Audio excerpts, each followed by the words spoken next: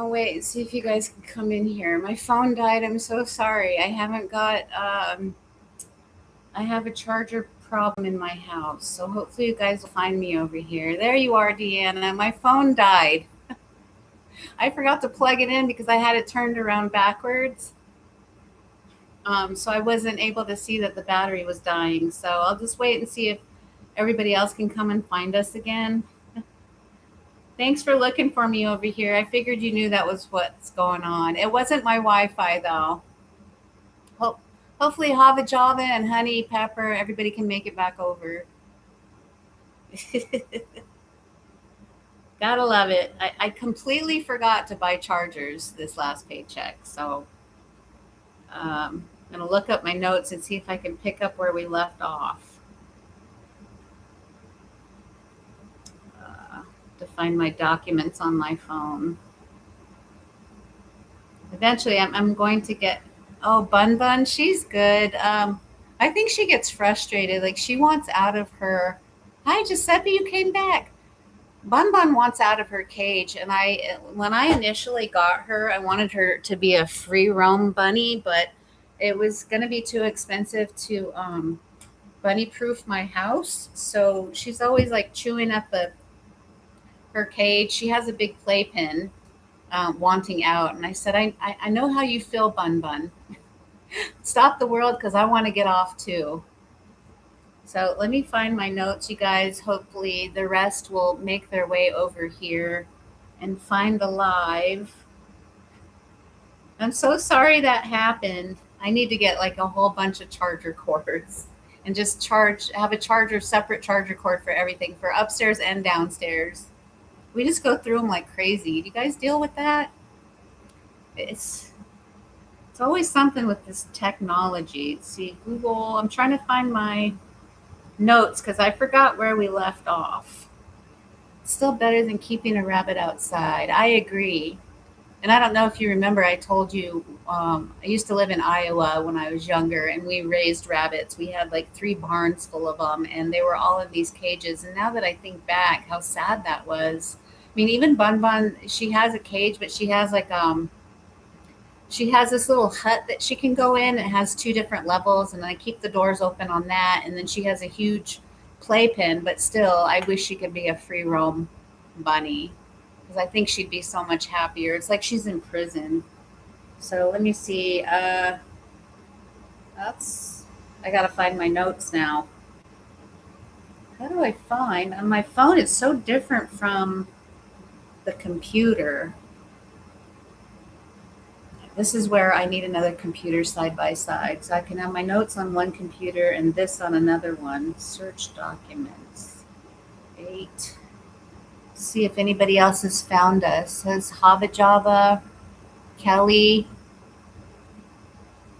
Today's the 16th. Search. Well, I can't find my notes now, but I have them here. Let's see if I can do this without losing the live again. Are you familiar with Kathy O'Brien? She was a victim of MK Ultra and loves animals. No, fill me in. Who is she?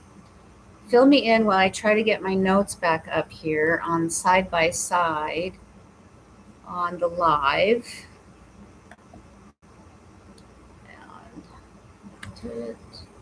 Okay, live. Okay, how do I keep this? Okay, this goes this way. That way. I keep, darn it. Okay, let's move this over here. One day I cannot wait to have a professional setup with my 2 computers, my fancy smancy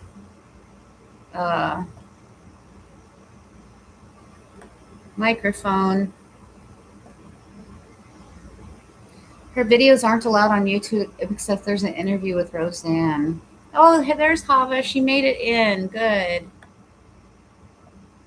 So, like, she's an animal advocacy victim of. Remind me what MK Ultra is. MK Ultra. I know it's something not good. It has to do with animals. I try to stay away from all that stuff because it depresses me so bad. Like the other day, there's some videos that came up with animal abuse when I do have a tablet, but it's hard to navigate. Maybe I'll try to use that next time. I don't think it's charged up, but it popped up. It was a coworker that showed me an animal advocacy page, and on that underneath came a video of this poor little dog that was at a groomer, and she was shooting very violently the stream of water, and the dog was just going all over the place. It's like I don't understand how people can be so evil to an innocent animal. It just yeah, yes. If people abuse animals, they abuse children too. Absolutely. Yep. If they're cruel to animals, they are cruel to people. Well, and it's so sad. It just breaks my heart how you can treat a poor, helpless animal like that because you're angry inside and you have some unhealed shit. Help make that make sense to me because how does that make you feel better?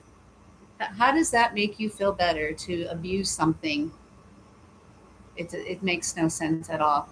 I'm trying to find myself on here because I need to share the screen with my notes so I can finish going over all this stuff with you guys.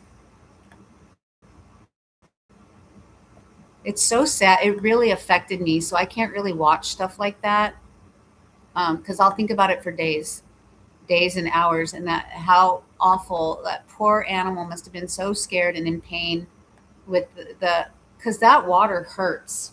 You know, like if you get hit with a fireman hose, the it just it's bullshit. There's no excuse for that to to abuse somebody helpless, an animal like that, a person, a baby, an old person, anybody. It's just bullshit. Okay, I found my notes, you guys, so I'm going to pick it back up. I think we're all back in here. I want to talk about the battlefield. So like you're trying to heal, right? And you're still surviving, and it's the battlefield is what healing feels like to me sometimes. Can you guys relate to that? It's like you're walking across this battlefield, and way off in the distance you can see this beautiful calm place. Oh shoot, I didn't find the live up here so I can watch it on the screen and read you guys' comments. Hang on. Thank you guys for your patience. You're so patient. I really appreciate you guys. One day I'll be put together more than this, and I won't be having to start another live because I wasn't paying attention. All right. All right, here we are. So, way off in the distance, you can see this beautiful, calm place, maybe the mountains, maybe a lake, maybe just peace. And you're thinking, that is where I'm trying to get. I can see it. So, you start walking, and boom, here comes an arrow. So you pull it out. You pull it out of your back. You keep going. Then boom, here comes another one. That would be another loss, another crisis, another disappointment. Another thing activates the nervous system that you're trying so desperately to heal. And eventually you're screaming, how many fucking times am I supposed to get hit and keep walking?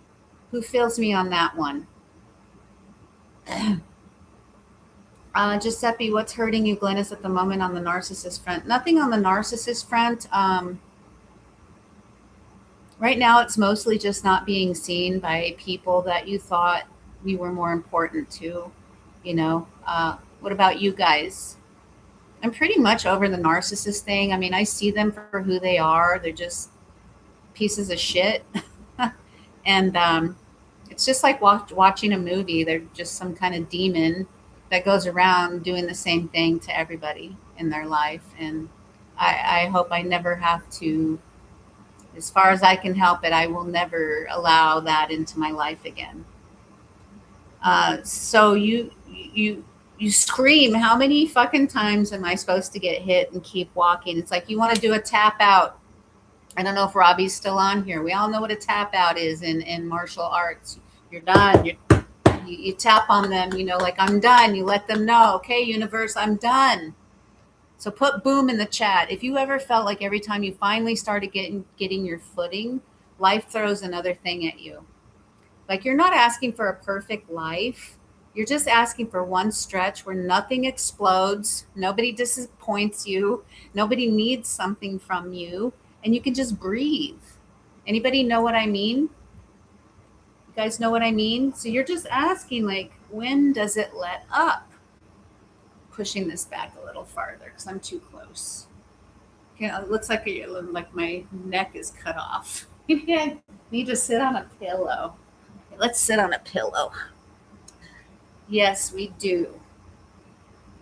Um, so you're just asking for that one stretch. You know, when does it let up? When do I get a stretch of the road where nobody dies, nobody betrays me, nothing breaks, nobody needs something, nobody disappoints me, and I can just breathe?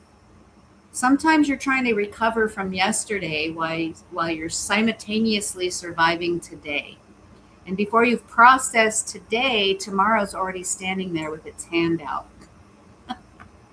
Um, Kava Java says, I saw a meme the other day. God, can I please graduate from the if it doesn't kill you, it makes you stronger program now? Yes.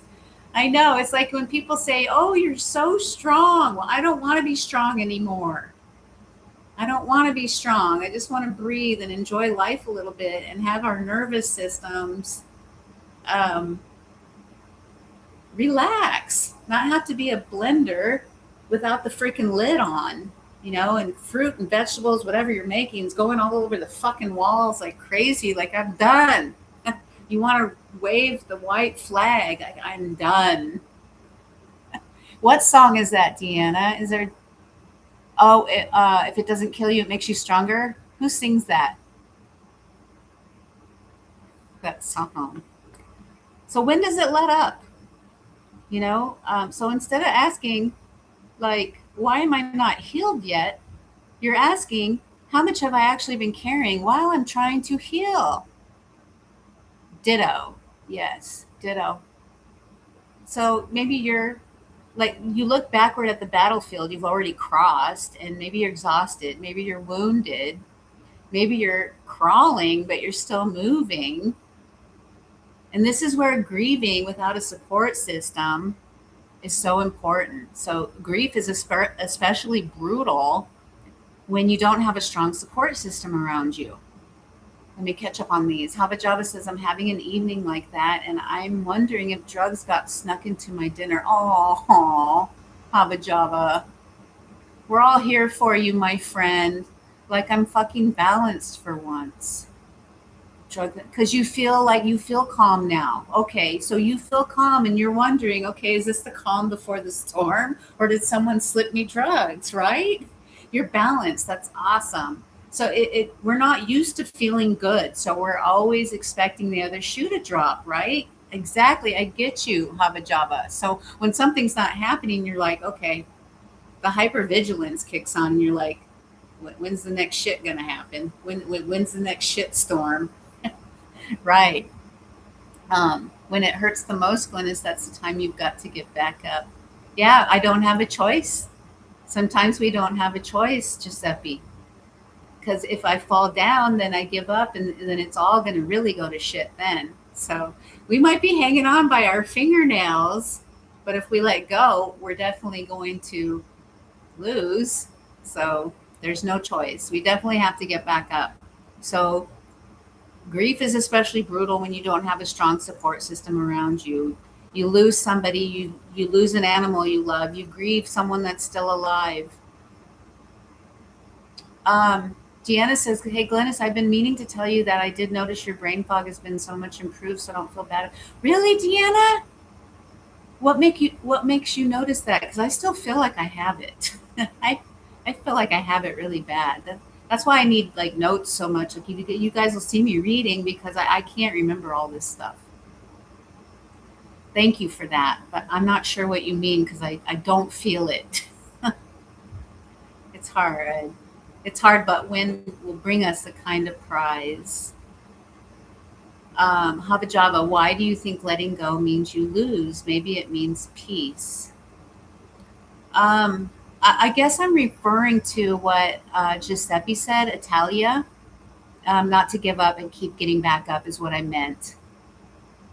Deanna says, seriously, you did several lives in a row that flowed very well. Thank you, Deanna. That means so much to me for you to say that, because I don't know how I sound, how I look. I mean, sometimes I'll go back and look at them, but I don't have time because they're long. I'll watch little bits and pieces. But thank you for that feedback. That means a lot. That means a lot to me, really. So you grieving without a support system, your child or a family member sick in the hospital, or maybe you're in the hospital and nobody's there for you. This is one of my biggest fears, being in the hospital and there's no one physically here to come and see me or to help with my daughter. If when I'm in the hospital, there's nobody to give her a ride to the hospital if I were there. God forbid that happens. But when you're healing, your mind goes to the worst scenario. How many of you guys do that? Like your mind just goes, what if this? What if that? What if that? What if this? And that's something I really struggle with. So you're grieving, or you could be grieving somebody that's still alive. And then you look around and you realize nobody's coming. Nobody's coming for me. Nobody's here. Giuseppe says, I've been there. It's not a fun place to be. And meanwhile, can you guys relate to this? Like you can see other people experience loss and their family surrounds them. Friends come over, people bring food, people call them, people check in, people remember, and you don't resent them. You're glad they have that. But Jesus Christ, it hurts when you don't have it. Because you're grieving the loss itself and you're grieving the support system that you wish you had. Does anybody know that kind of grief? That's what I'm in at this moment in real time. So when you're not only grieving the person, the animal, the relationship, whatever it is that you lost, you're also grieving the fact that you don't have the support system that you thought you had or that you wish you had. Put alone in the chat. If you've ever been going through something devastating and looked around thinking, where the fuck is everybody? Where's my people?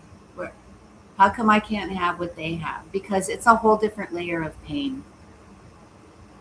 Yes, alone. It's not, but I do believe in karma.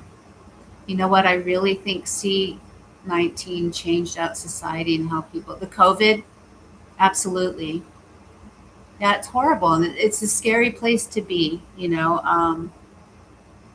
wondering where everybody is. You're thinking, I miss who I lost. And where the fuck's everybody when I'm losing them? It's a very specific kind of loneliness. Sometimes the most painful loneliness isn't having nobody. It's realizing somebody you thought was your person can see you drowning and still stay on the shore. And that's a completely different kind of grief. Like that hurts the most, I think. Thinking somebody was going to be there, like Honey Pepper's situation that she brought up earlier. Thinking somebody was going to be there on your side in your corner, and then you realize that they weren't really there for you either. They stab you in the back, or they just meet you with silence. And Giuseppe says, I know that, Glennis, but I got really upset when I saw you with your dog, because you can relate to that. Yeah. And and I wish you guys were here because I really needed a hug. But having you guys here today and the things that how we support one another in here really, really means a lot, more than I can say. Because it's a different kind of grief, and especially when you see other people get that, and because we all deserve that, and it brings back. Hi, Honey Pepper. I'm glad you came by. I'm sorry, I forgot to plug in my phone, and I know last live I said I was going to buy a charger cord, and I keep forgetting. I forgot. So I had my charger cord hooked up to the light. But we're back, and I'm so glad all of us are back in here. And this brings up something to me, you guys, especially because Deanna said something about COVID. Things really did change. Because what happened to community? I think there's a difference between knowing you exist and people actually seeing you. Because I can have people watching my videos. I can have people liking my post. I can have people know what's going on in my life and still sit here like nobody really sees me. I mean, you guys see me. I'm not talking about you guys. But I think it's a part of why loneliness gets so deep, because there's shame attached to struggle. There's shame attached to rejection. There's shame attached to saying nobody's really showing up for me. Giuseppe says, I'd love to hug you because I'd cry because I have so much pain in me.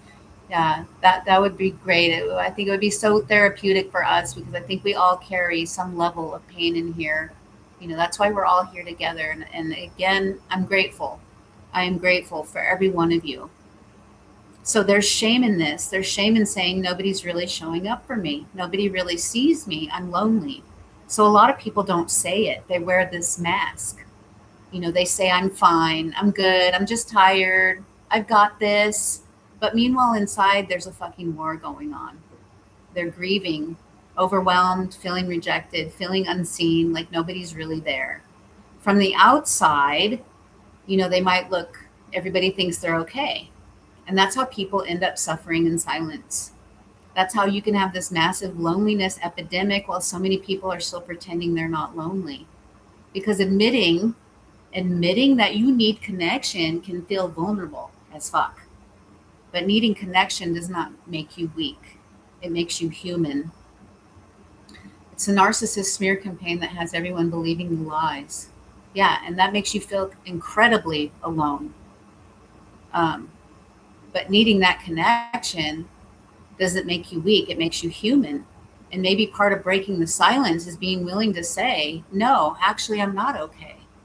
That narcissist smear campaign has me a little tore up, you know, or somebody not seeing me, like Kelly said earlier, they're judging her for her weight. They're not seeing who Kelly is in here. The person that she is, how she thinks, how she feels, her heart, her soul, her mind. When people don't see us like that, it's lonely, lonely as hell. Um, Giuseppe says, I know you're right. Nobody wants to share, and it does feel shameful to admit you're alone. Yep. Hava Java, it is a bad thing. It is. And society puts that shame upon us because, how society is, Hollywood, what they want us to see. People are just wrapped up in themselves. Yes, Honey Pepper. So to say I do feel lonely, I do want somebody to see me. I'm not okay. I do want somebody to show up. Hi, Kelly. I'm glad you made it back. I'm sorry, it was my charger. My phone went dead. My phone died, and I forgot to buy more chargers. So I'm glad you're back here. So we're talking about the shame, Kelly, of needing connection, of being lonely. There's a lonely epidemic. Deanna was talking about how things changed so much, since COVID, and people are just, they're not the same. Like there's been a shift in community, and being okay. It's okay to say that you're not okay. It's okay to say that you're lonely. It's okay to say that you want somebody to show up. Maybe if more of us were honest about that, fewer people would feel like they were the ones that fighting a war that nobody else can see. Because I know there's a lot out there. There's a lot of lonely freaking people. It's a loneliness epidemic.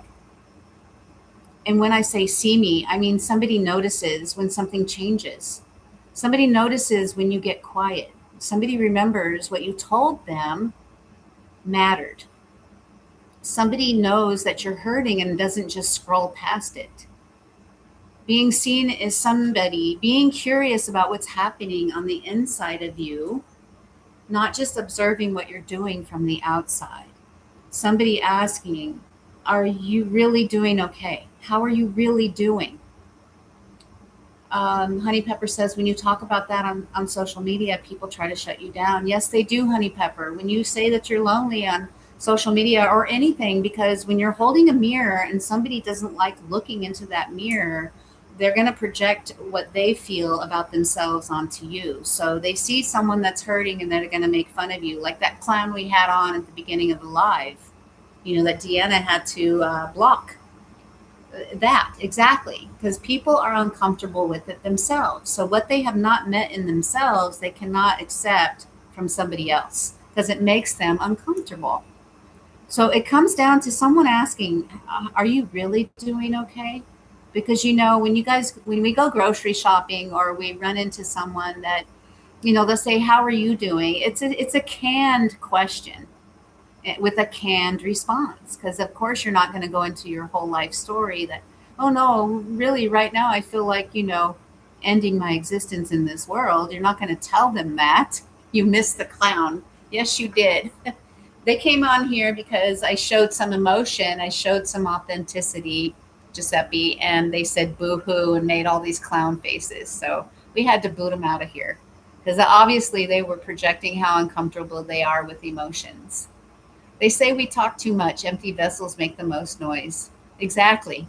Yeah, the narcissists are empty vessels that make the most noise. And not even narcissists, it doesn't have to have. Or here we go again, something else is dying. So my phone is still charging, so I'm gonna have to sit in the dark, you guys. I'm sorry. Let me open up this window a little bit more so it's not so dark in here. I have to put down on my to-do list, my laundry list, to get more charger cords. Okay. Hopefully that put in more light so I'm not sitting here in the dark. Sorry, I'm not picking my nose. I'm itching the outside because there's hair. So I want to be gross. Anyways, it's really awesome when they're already 5 steps past you while you're answering the how are you question. Right. Or when somebody asks, how are you? And they're walking ahead. I had this happen the other day when someone asked, how are you? And they're asking it as they're passing me and looking down the hallway. So it's a canned question with a canned response. So if someone's asking you how you're really doing, do they actually want to hear the answer? They say we empaths talk too much. They want us to be quiet. Yeah. Sick people. Yes. Yeah. So I think that's one of the loneliest feelings in the world, you guys. Like being visible to a lot of people and still feeling completely unseen. And I think you guys can all relate to that. It had, sorry, you guys. Have you ever been surrounded by people, maybe even interacting with people all day and still thought, nobody actually sees me? And it makes me wonder. So, since COVID, Deanna brought up COVID, whatever happened to community? And I'm not talking about having someone live in our houses, I'm talking about knowing somebody nearby gives a shit. Anybody else feel like community just disappeared? Like even your neighbors, where you live. Like, do you have somebody nearby you could actually call if something happened? Not 100 friends, not a huge circle, just one person that would say, if you need me, call me. Put a one in the chat if that's all you really want. One solid person who actually shows up. People are all strangers. Yeah. You guys have the same thing with your neighbors? Like I tried to reach out to two of my neighbors here and I said, would you be my emergency contact because we live here in the same community and I could use a friend too because good friends are hard to find, and I got shut down by both of them. Well, one of them said that, call them in an emergency, and they have helped me before, but it doesn't go into a friendship. Like when I left the narcissist and I asked, can I have a hug at least or talk to you for 5 minutes? They shut me down. Honey Pepper said, that's people at my place of worship. They ask how you're doing. An expression on their face says, God, please don't actually need something from me. Wow. Yes, that, Honey Pepper. That exactly. Like they do it for looks. They do it to check off the box. It's transactional. The smartphone has changed everything, not for the better. Yeah, everything's become so impersonal. Like you can't even call a doctor's office now and get through to them because they've got some system or AI system. I have to physically drive to the doctor's office and get in front of them and hand them a letter to hand to my daughter's doctor because I can't trust that my message is going to get to him. Or I'm on the phone on hold forever. It's like AI and technology is both a blessing and a curse. And I absolutely have a job. The smartphones changed everything, and not necessarily from the better. You have one neighbor, Giuseppe, that's good that you have one. That's good. Um, but it's nice that it's nice knowing that if something happened, you can knock on a door. Knowing that there's somebody that would say, put me down as an emergency contact. If you need something and I can help, call me. So you don't need 100 friends. You just want one person nearby that gives a shit. And I think there's another piece of this we don't talk about enough, the loneliness. Damn it, Glennis. Sorry about that. I've been watching you on TV and answering on the first chat you had. I hope you can still see it. I don't know if I can bring it back up. And I'm so sorry, Robbie. I did not plug in my phone. I had my phone turned around this way so they could read the shredding silence. Now I'm on my computer. My phone completely died. And I've been meaning to get more cords because we have a shortage of them in my house. And I failed to do so. So my apologies, you guys. One day I'll get my shit together. But here, I'm glad we're all back together again. So there's a hell of a lot of lonely people out there, you guys, but most people will never admit it. I can relate to everything you've said. That is okay. No need to be sorry. Thank you, Robbie. And I'm sorry that you can relate to that. I really am. Deanna says, I used to, but her daughter moved in. Can't talk to her with the daughter butting in. It's all about her. Oh, that's frustrating. And she won't give you the time of day. She won't tell the daughter to, she won't exercise boundaries and tell her daughter to chill out.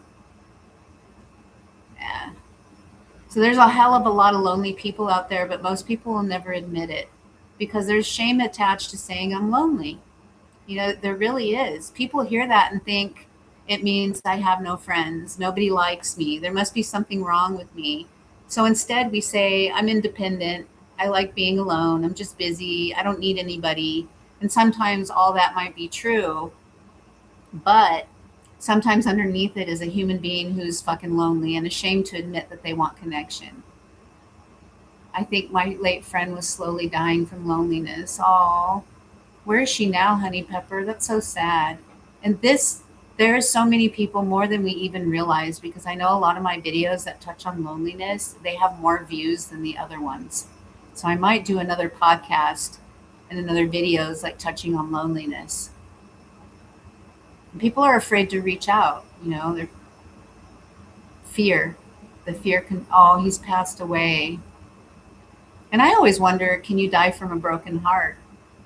From being so lonely, not being able to connect to people because they're so hard to connect to. Robbie says that is on me, not you. I should have noticed. I was telling you that I have dissociative disorder and I have a hard time feeling grounded. Have to do relaxation therapy or meditate or something. That's why I can so relate to you, Robbie. That's why I started doing Tai Chi because it's related to the martial arts kind of. It's not really protection, but it's in the same class, right? People have lost their ways because there's no more community. I agree. Remember when neighbors you used to move in and they bring you like a dish of food or something? I don't think that happens anymore because I know it sure didn't happen when I moved in here. Have you guys, when you've ever moved, did someone bring you something or welcome you to the neighborhood? Work in retail during COVID, you'll not like people so much either. I can only imagine, Deanna. Robbie, I've heard a broken heart can actually kill you. Yes, you can, Glennis. I believe that. And sometimes I feel like that. It's like your heart gets so heavy, you wonder, how much more can I take? How much more loss and pain can I take? How much can one heart take? Yeah, it's not good for people to be alone. COVID killed a lot from loneliness. And I feel that for my daughter too, because here she is, she's going to be 24. And we used to be so active and go to, concerts and we do HIIT together and always jogging or not jogging, but hiking. And she doesn't have the life of a 24-year-old. She has the life of a 90-year-old. And it breaks my heart because that's where her life and her chronic illness has brought her. And so in turn, I'm isolated. This is my socialization right here and going to work. 30 years ago, not now. Killed a lot of people from loneliness. Deanna says, I didn't get diagnosed with, but did have a lot of dissociation issues since childhood. And it's our nervous system way of protecting ourselves, just kind of numbing out from the world. Sometimes I don't even know when I'm numb, but I think I have been. How do you guys know when you're numbed out? What are some of the, how do you know you're dissociating, you guys? I'd like to hear from you.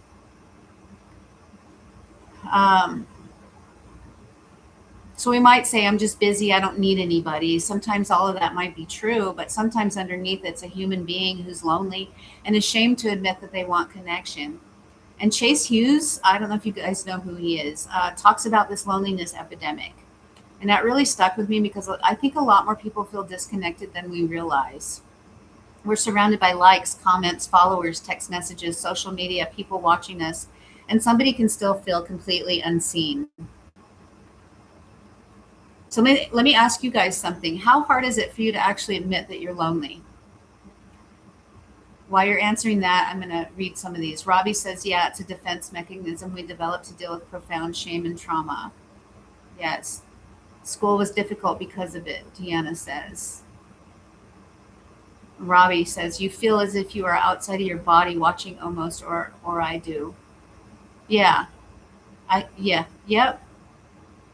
It reminds me of that Linkin Park song. I've become so numb. I don't know who listens to Linkin Park in here. Honey Pepper says, I get disinterested in things that would hold my attention easily, then I know I'm numbing out. Yeah, like everything seems blah. Like nothing seems interesting. So I guess that's when I'm numbing out too. Like I'll go on YouTube and I'll try to relax, just get into a state of peace, and I don't even know what the hell I want to watch. Like nothing seems interesting. I know when I dissociate, but it's hard to describe. I dissociate for most of the time. I was with the ex-narc. Yeah, to survive. Exactly. Yeah. Um, so loneliness, I don't know. I got to let the chat catch up here. So I was saying to put me in the chat if you've ever felt lonely, but you didn't want to tell anybody because you were embarrassed, ashamed, or afraid what people would think. Because loneliness isn't proof that there's something wrong with us. Sometimes it just means you need human connection. And there are a hell of a lot of lonely people out there. I'll say that again, more than we probably realize, because people are overwhelmed and they're wounded. They're surviving their own shit. And sometimes I picture everybody floating out in the ocean together, like the ocean's completely filled, and everybody's trying to keep their head above the water. And some people are drowning. Some people are grabbing onto other people because they're terrified and they're pushing them down and they're drowning. And some are trying to rescue everybody while they're barely staying afloat themselves. And eventually you realize, I cannot save everybody while I'm drowning. Oh, I got to catch up here. Oh, the chat's going too fast, y'all. Because I watched documentary about the internet, and people are just happy to sit in their rooms and talk on the internet. They don't want to connect. Oh, this is flying by. I'm very isolated. That was the narcissist plan. America's beautiful, but sometimes I just want to go home. Home's where the heart is. Robbie says, yes, I did Linkin Park, Limp Bizkit. Yes, Metallica show in the Atlanta, the production. I love their music too. Yes, fellow metal lover here, Robbie. Metal saved my life. That music has saved my life. Linkin Park, Metallica, all of it saves my life. They put together words that you can't describe sometimes what you're feeling, and it just hits you here, and you feel so validated. Hava says, Deanna, most of us with trauma backgrounds have it. Yes, the dissociation. Internet's the biggest addition we have ever faced. Yeah, it's made everything so different. So sometimes it's a blessing and a curse. Only metal wakes me up completely. Have you seen that? I don't know if you've seen on social media where it says you should be listening to calming music to heal your body, but it shows this girl and it plays some kind of metal band. I can't remember exactly which one. That would be me. She's drinking her cup of coffee with metal playing in the background, blasting. Yeah, I'm glad. I'm glad you relate to that like I do. Music's great. It's so healing. So you can love people, you can care, you can have compassion, but you can't keep sacrificing the last little bit of air you have trying to keep everybody else afloat. Heavy metal drowns out the narcissist on this. You like heavy metal too, Honey Pepper? What do you listen? Who do you listen to? What's your band? What's everybody's music preference here? I'm curious. Let me know. Like to get to know the shredding silence community. How do you shred the silence with your music? I like metal, but I'll blast my classical music too. You're not a dork. I like classical music sometimes too. And it helps you. When I was going to college, it actually helps you to study better. They've actually done scientific studies on that. So classical, anything music is good. Sometimes I don't care for country only because that reminds me of my narcissistic mother. the adoptive mother and the ex narcissist I was with. So, and my older daughter likes country. So I have a bad taste in my mouth for country, but that doesn't mean you guys can't like it. It's just, it's not my thing. It brings trauma. No country here. I have to leave, guys. See you all next week. I hope Glennis will send you hugs and warmth. Thank you. Thank you, Hava Java. Thank you for showing up. Love you guys. Love you. Honey Pepper, only when the narcissist is making unnecessary noise. I'd rather heavy metal than their stupid noise. Yeah, that's great. So this is another thing I want to touch on, you guys. When people are healing at different levels, because healing is hard enough in itself. Uh, I think we all spend too much time on the internet. I love it, but I think it's harming the human race. Yes, it's a blessing. It depends on how we use it. I've worked with everyone from Janet Jackson, Busta Rhymes. I remember our conversation about that. New Year's Eve parties backstage for 5 years. Metal. I love the live. Love live. That's awesome, Robbie, that you had those experiences. So when people are healing at different levels, healing it makes it hard. It can mean changing everything, leaving relationships, losing relationships, splitting families, facing childhood trauma, learning boundaries, learning accountability, learning to sit with emotions, learning to communicate differently. So I understand why some people avoid it. I really do. Plays and working on movies, live too, and videos. That's awesome, Robbie. Uh, so one person's learning boundaries. So when someone who is desperately trying to heal keeps interacting with people committed to avoiding their own shit, it becomes a recipe for disaster. So one person's learning boundaries, the other person gets offended that boundaries exist. One is learning honest communication, and the other avoids every uncomfortable conversation. One's learning accountability, and the other one's still blaming everybody else. And maybe this is another part of healing nobody prepares us for. You're not only healing from what happened to you, you're learning how to live in a world where unhealthy people still exist. Do you paint, Glennis, or have any hobbies like that? I want to. Like, I thought about coloring because I have coloring books and like a whole big box of colored pencils in my room. And I thought about doing that this weekend because I work has been slow. So I had Saturday off, which I normally don't. And I thought about doing that again, but I didn't get to it. I watched the Truman Show instead, the Truman Show movie. But I would like to. Like, I wish I was retired and I had more time for things like that. And my daughter was healthy and just life was different. How about you? Do anybody here paint, or what's everybody's hobbies? So when we're in different levels of healing, while you guys are answering that, one's learning accountability, the other's still blaming everybody else. Maybe that's a part of healing nobody prepares us for. You're not only healing from what happened to you, you're learning how to live in a world where unhealthy people still exist. Like, you're doing the work, you're trying to communicate better, you're trying to set boundaries, you're trying to take accountability, and then you're dealing with people who are still avoiding every uncomfortable thing. Put work in the chat if you ever felt like you're healing in a completely different direction than the people around you. Giuseppe says, do you think other people have the right to judge you, Glennis? I don't care if people judge me anymore because I know who I am. And that's why I come on here, because I know I'm going to get hateful people. I don't care if they judge me. Whatever works for you. It's harder for me to color, but I have painted 5 wide, 10 tall paintings, finger paint with non-toxic glitter paint. I would like to again. That would be awesome. And you get back into um, your Muay Thai and all that stuff. Honey Pepper likes makeup, but I hardly find the time to do it because I'm actively trying to get away from the narcissist. Yes, and work. Did you say you work? Let me mute my tab. Did you say work? Let me mute my tablet. Yeah, I know. It's a 4-letter word, isn't it, Robbie? I wish we didn't have to work. I wish I could retire. But now with the economy and the way the world is, it's getting harder and harder to do that. It's so sad because you see like 80-year-old people, I see them at Walmart, working because their retirement isn't enough. It's so sad. I'm sorry I said the 4-letter word. That's one cuss word I should not be saying. So, oh, you were answering my question. I'm sorry.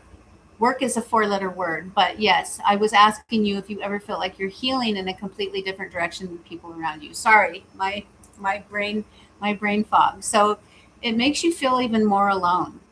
So how do you stay soft without becoming naive? How do you have compassion without becoming someone's fucking doormat? How do you understand someone's wounds without letting their wounds become yours? How do you trust without handing everybody the keys? I'm getting hungry. I didn't eat lunch. Maybe that's the work. Not pretending everybody is safe, not pretending nothing bad will ever happen again. I'm going to eat a cheese stick in front of you guys. I hope that's okay because I don't want to pass out and get low blood sugar. But learning how to move through an imperfect world without abandoning yourself again.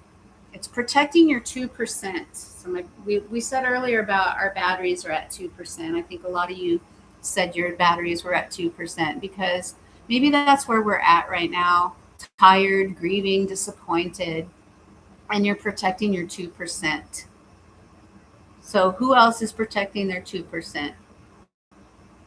Put that in the chat. If you're at a place where you just don't have anything extra to give, and let me ask you this, who's draining your battery the fastest right now? Work, family, grief, money, relationships, trying to heal? You can drop one word in the chat if you want to.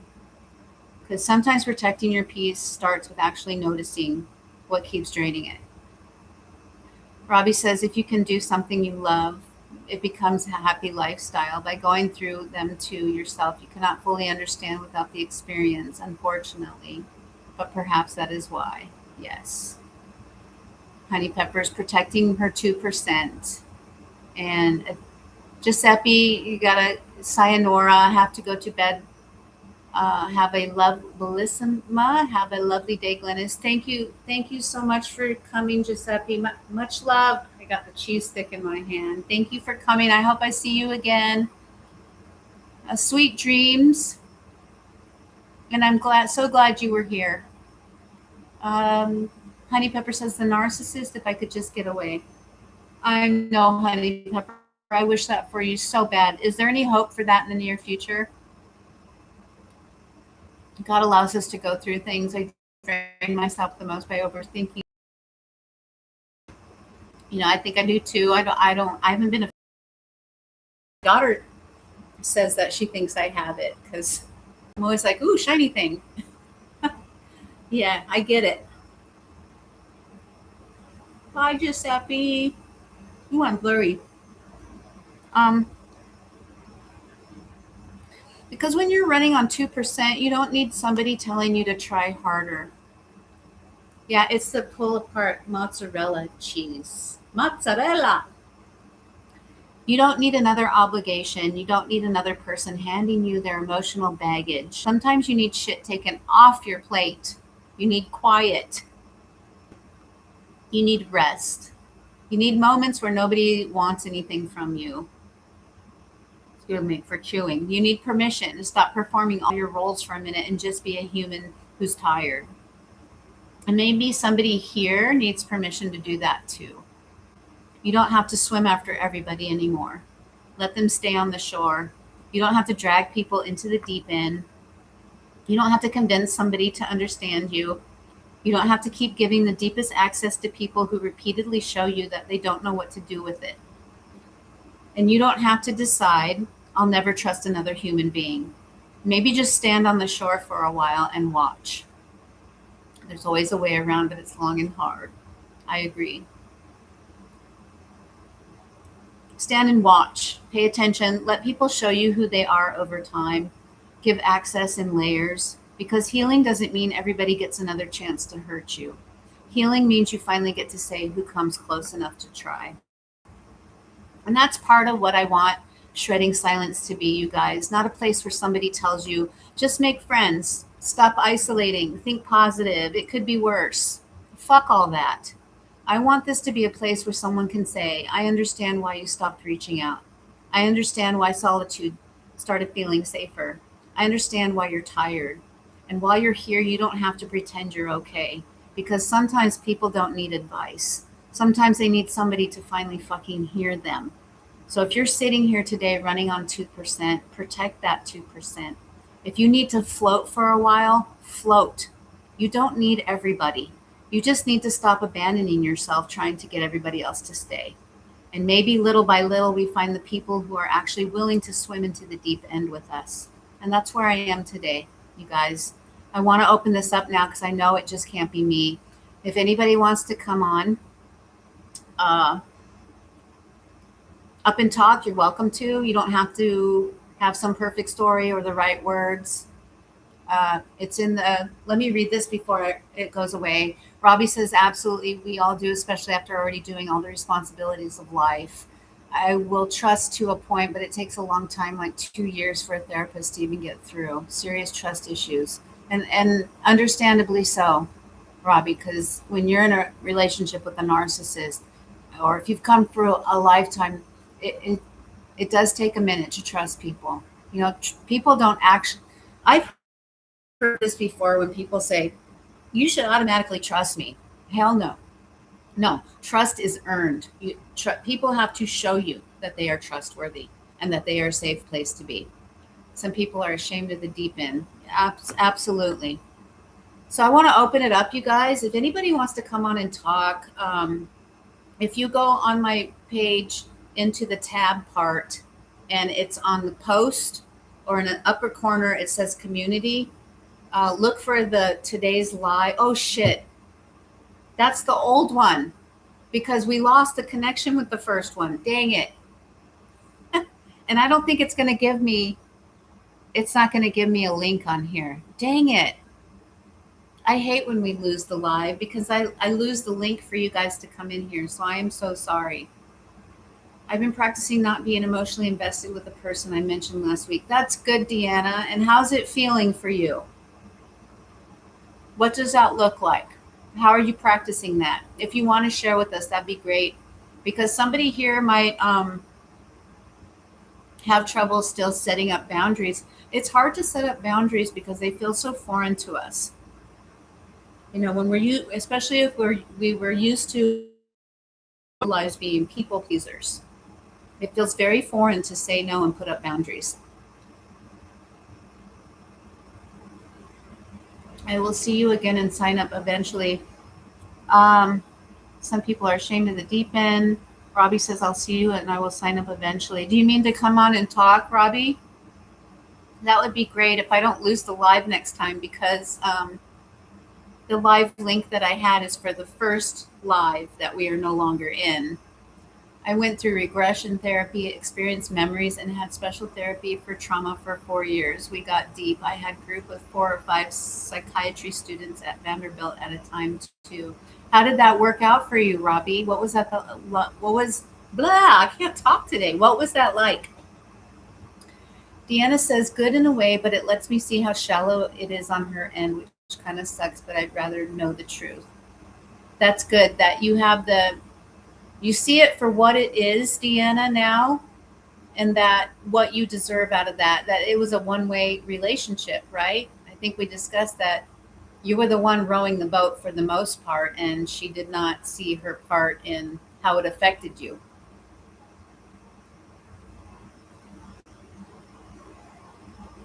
Because if I share, she has next to nothing to say, like she's not really a friend. So does she make it all about her? When it comes to talking about you, there's nothing.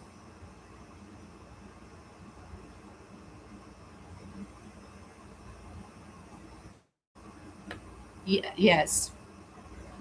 Yeah. And that hurts. But it's good that you recognize that because Deanna deserves more than that. We all deserve more than a one sided relationship where we're putting in, we're always reaching out, we're always doing this, we're always doing that. It's exhausting. So we've got to protect our peace, you know. I'm so glad you shared that because I was wondering, how is that going with Deanna? And I know you felt some guilt about it too. And that's hard because the guilt and the shame come in like this person doesn't have anybody else, and so you feel like you have to be their everything. And I realized that about myself, that I can't expect somebody to be my everything. That I have to, now I learn to deal with the stuff that I need to deal with on my own, and learning where to draw the line, or ask, is this okay for me to share? You know, she'll listen some mostly, but she complains about the same shit. She chooses not to change anything or help herself, and she can't see. Yeah, you're welcome, Deanna. Be so proud of yourself, girl, because it's hard when you first start exercising boundaries. It really is, because we automatically have those old um, things that people planted in our brains, and since we were young, that we're trying to rewire, and it's not easy to do. So be proud of yourself, and I hope that you celebrated, because that's a huge thing. You were not abandoning Deanna. So who else in here, like Robbie? Regression therapy sounds scary. What is that all about, you guys? What's regression therapy? Is that like exposure therapy?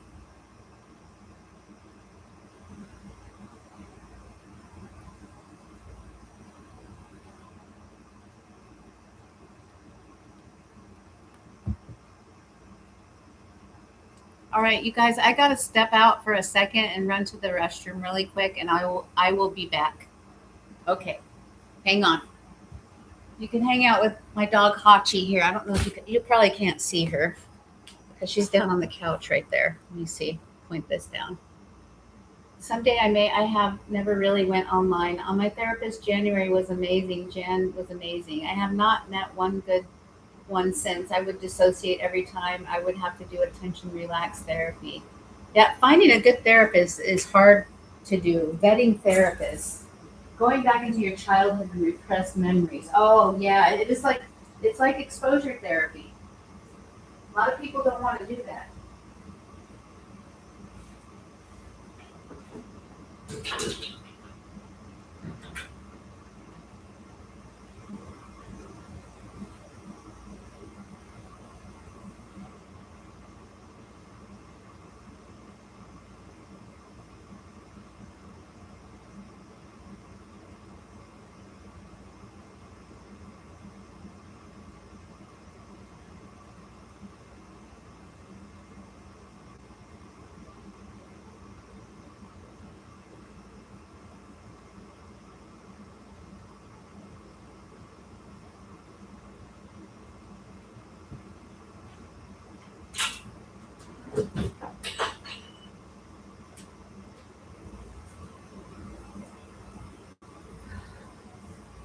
Finding repressed traumatic memories was very hard. I would be literally in bed for 3 or 4 days at a time and memories surface. Yeah, it must have took a lot out of you, Robbie. Like emotional, like exhaustion. I can only imagine, because healing in itself is takes a lot out of us. Right? You feel like tired all the time.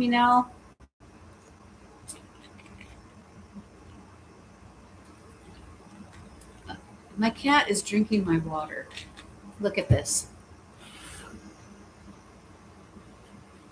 She likes to stick her head in the cups whenever whatever we have. When we used to drink, like wine or whatever we'd have in the cup, she would try to drink. Yeah. Crazy cat, you have a bowl of water. Okay. I would cause immense depression. It was odd. Yeah, I could see, right, what that's just like going back and revisiting your childhood, like you're a child all over again. Did you feel like it helped at all later, Robbie? Thank you. Her name's BB. We've had her since shortly after we moved here, since about 2015.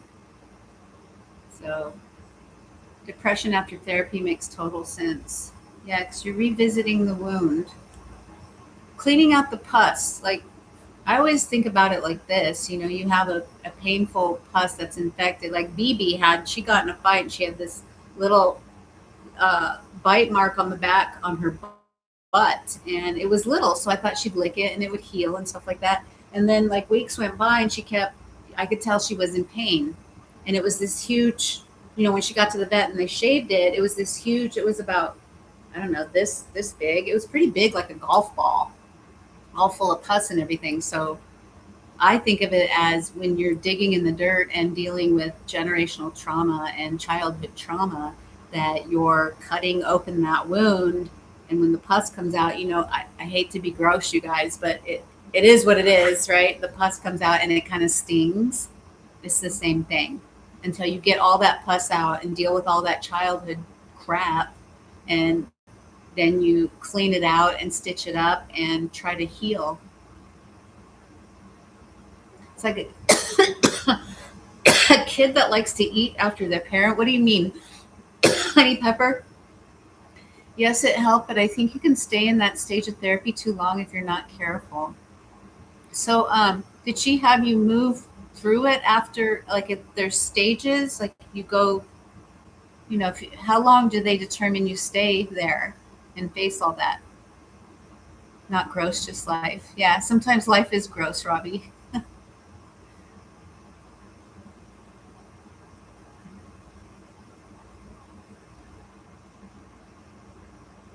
So while I'm waiting for the response, healing isn't linear and isn't a clean, pretty thing. No, it absolutely isn't. You're right, you guys. It is like pus, and pus is nasty.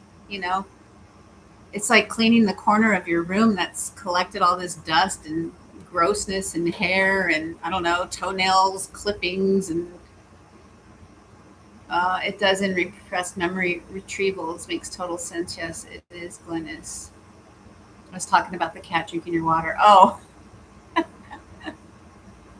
yeah. She likes to do. She sometimes we got to put lids on stuff, but I forgot to grab one with a lid because I'll forget that she does that. But so here I'm gonna go through some questions with you guys too, to be depressed. Yeah, depression sucks. I was in it really bad, like in a dark, dark hole where you just like want to say, find stop the world, let me off. Where's the exit?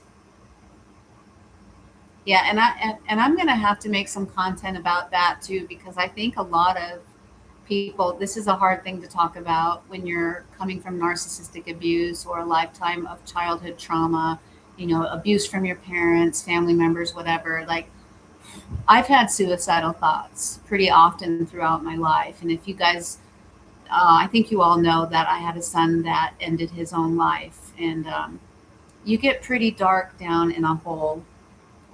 That was me not too long ago, just last week actually, just yesterday pretty much too. And it just sucks. It's a sucky place to be. So I wanted to ask you guys. Anyway, I'll do something about that eventually. Because I think everybody coming from narcissistic abuse that I have talked to has been in that dark hole before. So what does support actually look like when you're hurting, you guys? Is it if somebody says, "I just want to listen," if they don't have to solve anything. My potatoes are growing eyes. I have to curry it tomorrow. They're growing eyeballs. What does that mean to curry it? Like can it? I don't know. I don't understand the cooking stuff.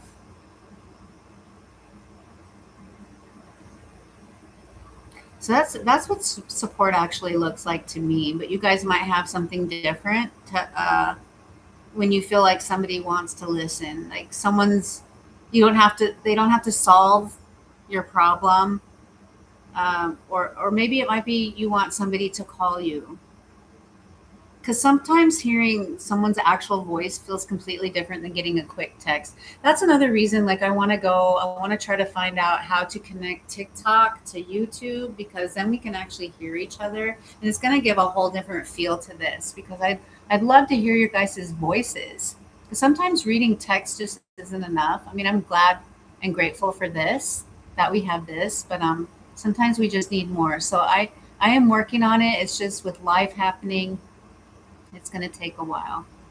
Cooking down wild lettuce in my crock pot. What are you going to have with the lettuce? I got, yeah, now, Honey Pepper, I've been there, Glennis, but I have my sons, and I cannot imagine losing either son or my daughter or any grandchild would kill me, I think. Yeah, it really sucks. And then having to grieve people that are still alive, like my older daughter and my granddaughters. I don't get to have them in my life. So it's like they're dead and they think I'm dead, you know, so we don't get to be in each other's lives. It sucks.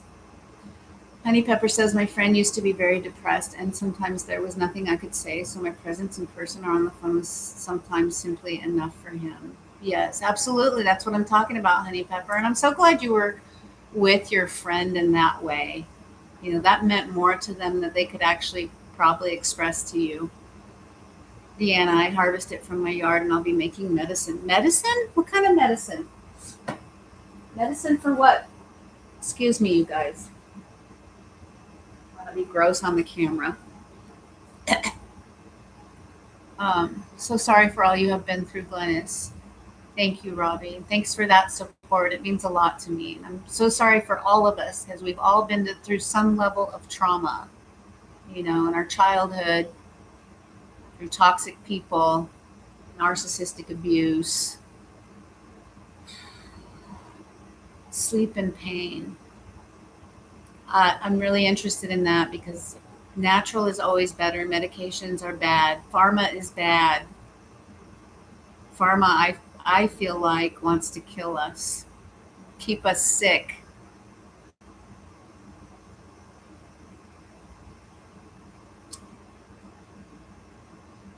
No, definitely not an easy road. So, do you guys, I'm curious, like when you, if you're going through something like the death of a pet or friend, family member, anybody, do you want space or do you need someone to call you, to be there with you, just to come sit with you?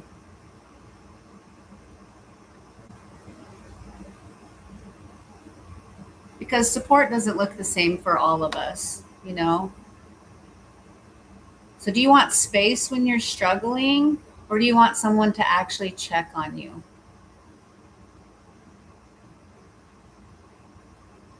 For me, while you guys are answering, maybe I want someone to check on me because silence does not feel comforting to me when I'm already hurting. Silence feels like abandonment. It feels like the silent treatment that I got from the narcissist. It feels like when my adoptive mother used to give me the silent treatment when she was mad at me or I did something wrong. I was always doing something wrong. But some of you might need space. So this is why like communication really matters because your version of care might be giving space while somebody else's experiences that as abandonment. Check in with empathy, not out of obligation. That's another thing I wish I would have discussed today because have you guys ever felt like you can feel the difference when someone genuinely cares or they're just checking out of obligation? Yeah, that's another pain point right there. Thank you for bringing that up, Honey Pepper. Yes, empathy, not obligation. We want somebody to actually care, not feel like, oh my God, I gotta go deal with them again, or you know what I mean? We can maybe talk sometime if you want to. Maybe I can call you this week. I have not really hugged anyone in like 15 years. Women seem to like me when I meet them. I just have kept everyone out. You know, and I really want to find a way where we can talk to each other like that on here because sometimes hearing somebody's voice means so much more. Sometimes that's all we need is to hear someone on the other end saying, you know, I'm here. I get it. I hear you. I see you. I see you more than just the outside of the book. I see the inside of the cover. That would be great, Robbie. And I'm trying to like I know there's Patreon, and so I don't know if you can hear people's voices on Patreon. I don't know. I'm still trying to figure this thing out as I grow my channel, but I would love that. I think that's a great idea. So, because we're all different, that's exactly why we can't assume what the other person needs. Like your version of care might be giving space while somebody else's experiences that as abandonment. You know, that's how I am. So, have you ever had someone say they cared about you, but their actions still left you feeling completely alone? because that disconnection is painful. Because then you start questioning whether the words actually mean anything. And that's where actions become information, because someone can say they care, but eventually you have to look at what the relationship actually feels like. One year I had a lousy Mother's Day. My kids were disrespectful, so I sat in my garden, medicated. Sat sat in my garden and medicated, like self-medicated. Honey Pepper says, for me, it would also help if everyone would see the narcissist for who they are and see the invisible scars they gave me. MMJ patient. Yes, that would be awesome, because that's the most painful place to be, when someone is smearing your name everywhere and they choose not to see it. They don't think for themselves. They don't get both sides of the story, because there's only two sides of the story, right? There's the narcissist side and then there's the truth. And it's very maddening that people go and talk shit about you and you know that you're not that kind of person at all. It's the most frustrating thing. But we see you, Honey Pepper. We see you. You're not what they say. MMJ patient. What is MMJ? Deanna, please remind me. I think I knew what that was at one time, or you might have told me and I forgot. I watched a video of Wizard of Oz sink to Dark Side of the Moon. It was a great trip. Oh, to Ozzy's Dark Side of the Moon. That's awesome. I wonder if you could share videos in the community of that. And whatever you guys want to share in the community that you think might help us, please do so. On the community tab, the post tab, that's where we can all connect a little better before we're able to set something else up. Robbie, okay, I will talk to you about setting that up this week, and we'll see whatever you're comfortable with. Sounds like a good idea, sitting in the garden, meditating. Exactly right, Glennis. I see you. Thank you, you guys. I see you all on here too. Mary Jane, the ganja? Oh, Pink Floyd. Well, I think the moon and Ozzy bark at the moon. But yeah, Pink Floyd is some get high music. In my younger days, when I used to smoke, we play Pink Floyd. Or they spread personal things that is private and not theirs to share. Yeah, and I'm so sorry they're doing that, Honey Pepper. That is nasty. It's just so gross to me, the shit they do. Yeah, Ozzy's bark at the moon. I see you too, Honey Pepper. I feel it too. I've been there. I smoke medical marijuana. I wish I could smoke, but because I have a CDL, I cannot. But I really wish I could, and I wish my daughter could, because I used to date a guy from high school when I first moved out to Vegas, and I found out that he was here too. He had back problems, so he was always stoned, and he would give us the greatest weed, like the a little bit of this, a little bit of that, and it was the greatest stuff because I didn't feel paranoid on it. And my daughter, it helped calm her anxiety and her panic attacks, but now her hormones have changed, so she can't smoke it anymore, and neither can I because of my CDL. So, but maybe one day if I ever get to retire, I can go back to that, because it certainly helped. Sorry, YT is being stupid and won't let me type certain things, so I had to break it up. It wouldn't let you type? The ganja? Because Robbie typed marijuana. What wouldn't it let you type? Thanks, Robbie.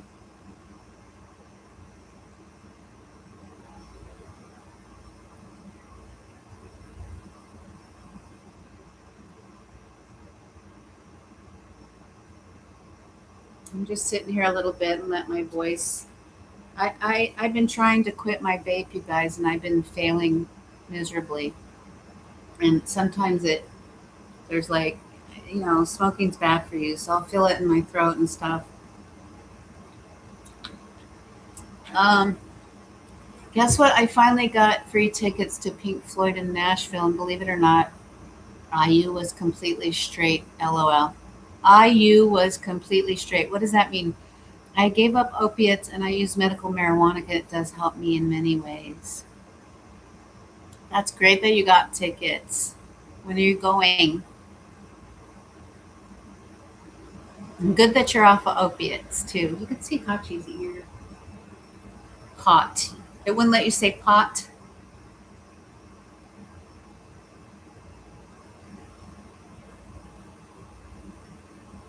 Medical help me not crave alcohol. Yeah, I don't drink anymore since the narcissist either because alcohol and narcissist are a bad combination. Bad combination. Especially, we used to drink Fireball all the time. So Fireball, it gives me CPTSD. I did a lot of dumb things while under the influence. A lot of dumb things. Anxiety, sleep, pain, depression, ADHD helps with all of it. The U was a typo. Okay. Right, couldn't type pot combined with other words. I gotcha, Deanna.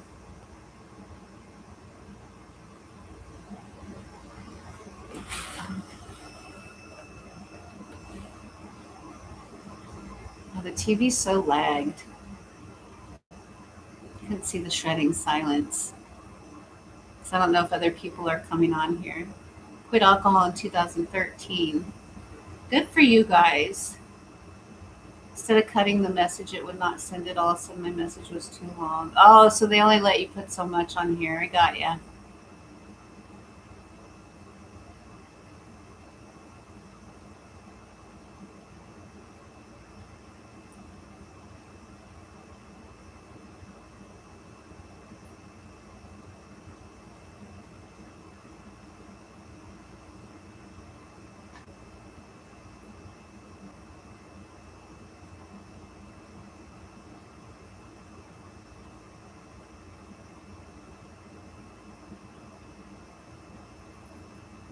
So, you guys, what right now? What drains your battery the fastest? Work, family, grief, money, relationships, caregiving, trying to heal.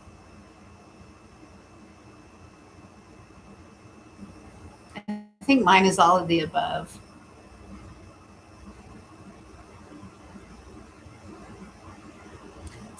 It's legal in my state, but when I move, I'll probably have to quit. Where are you moving, Robbie?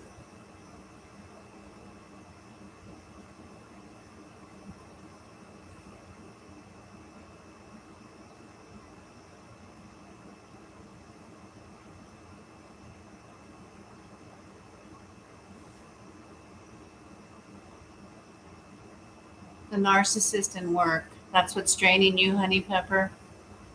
Is there any I don't know if you answered this and I maybe missed it before. Is there any like hope for that them leaving? Robbie says overthinking everything I can be drained by 10 a.m. if I'm worrying, hopefully back to Wyoming. Is that your hometown, Wyoming? Well, G. Glennis, it is all the above for you. Yes. You know, when I talk to Chat GBT and Chat will ask me, what's bothering you the most? And I say, all of the fucking above. You know this. And my Chat GBT's name is Alex, I guess, because I've asked him. And I said, you know this, Alex. You talk to me all the time. You know it's all of the above. And then another thing it will always ask me, it'll give me like the suicide hotline number because I'll say, stop the world. I want to get off. But I always tell it, I'm not going to hurt myself. Stop giving me those stupid numbers. But I guess that's part of ChatGPT. It's just what they do. That's how they programmed it. I'm like, I'm stuck here. I don't have a choice. I'm not going to do that. You know, I'm not going to leave my daughter and my animals. I'm not going to do that. It's where I spent my formative years, Wyoming. Honey Pepper, I have to take the academic route, which is the long, hard route, but I'm trying. Oh, what are you studying, Honey Pepper? So you're the one that's going to have to leave. Is that what you're saying? Smoke in the winter. Are people going to walk through 5 feet of snow to bother you? Just joking. In Wyoming, Deanna.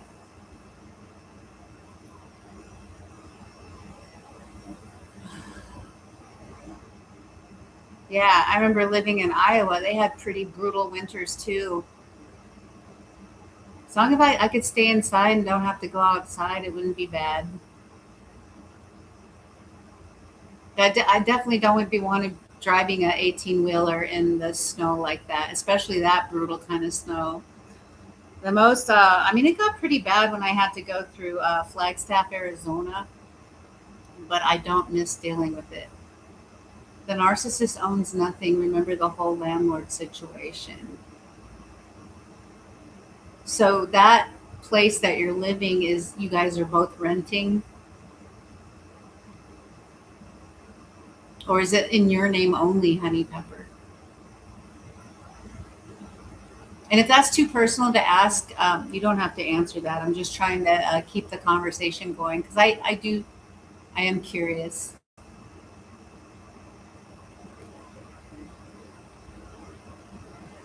This charge is so slow. I'm at 30% only.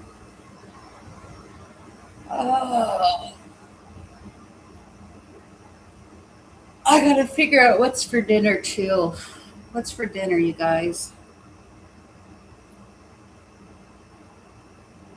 I was in college for 6 years and I can go back and apply 90 credits. And yes, no tornadoes and hurricane, but I 80 is scary in the snow. Oh my gosh, I never want to go down I 80 in a semi truck in the snow. I've heard about it.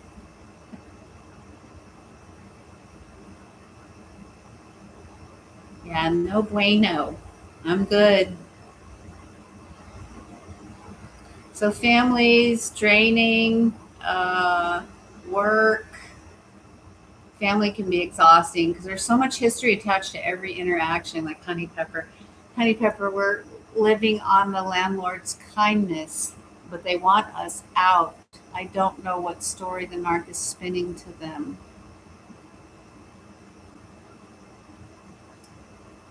Did they give you like a time, Honey Pepper? What did you study in college, Robbie? Because you got 90 credits. I love the snow compared to the rain. See, I'm the opposite. I love the rain compared to the snow. I want to go to Oregon. And also because that's where my biological brother lives. So I want to be close to family because I don't have anybody out here. I don't think I could live with tornadoes on the regular. I've only been through a couple tornadoes when we lived in Iowa. It was kind of cool though because I was a kid and we went in the basement. We had everything in the basement. We had a TV down there, shower. We had all kinds of food. My mom had this old one of the old stoves down there, so it was like camping for me. But I don't know about today. Yeah, I wouldn't want to live anywhere that has those, or Florida that has all the. Yeah, Florida is crazy insane every year. And why would anybody want to live there is beyond me.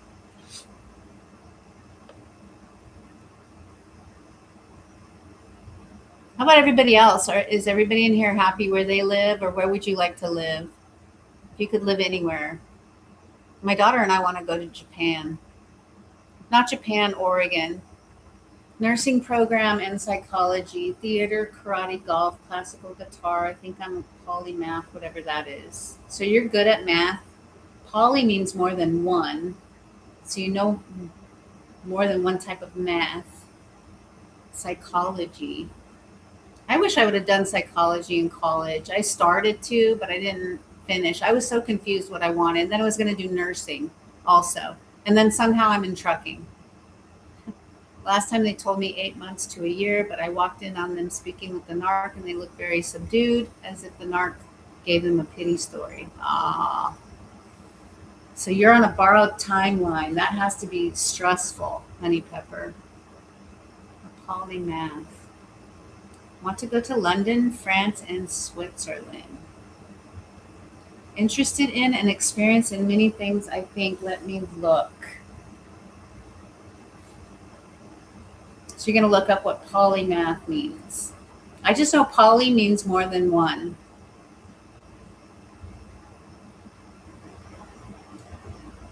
Very. Yeah, that is a lot of stress to be under because it's like a ticking time bomb and you don't know when they're going to say, like, get the hell out. I'm so sorry you're dealing with that. Like, worried about your place of living and having a roof over your head sucks.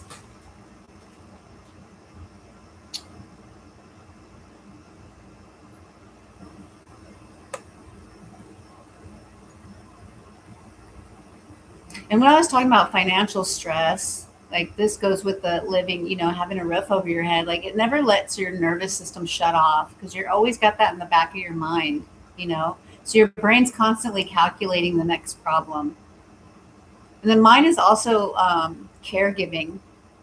Caregiving is huge because you're constantly thinking about somebody else's needs while your own battery keeps draining. So I got caregiving. Honey Pepper's got this in the back of her mind with the roof over her head.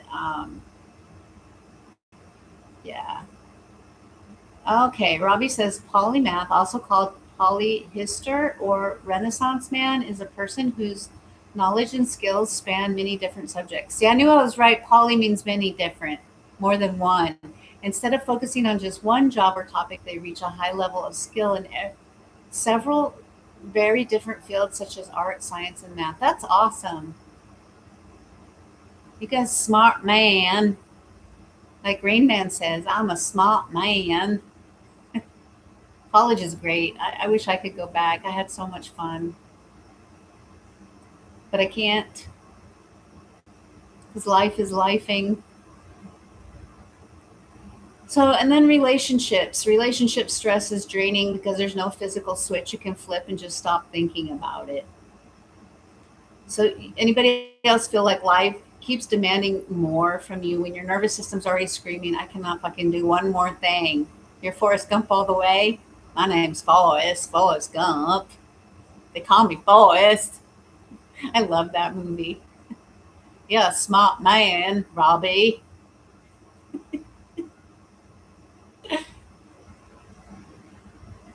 Life is like a box of chocolates. You never know what you're going to get. My daughter and I are always doing movie quotes like Napoleon Dynamite. You guys ever seen that?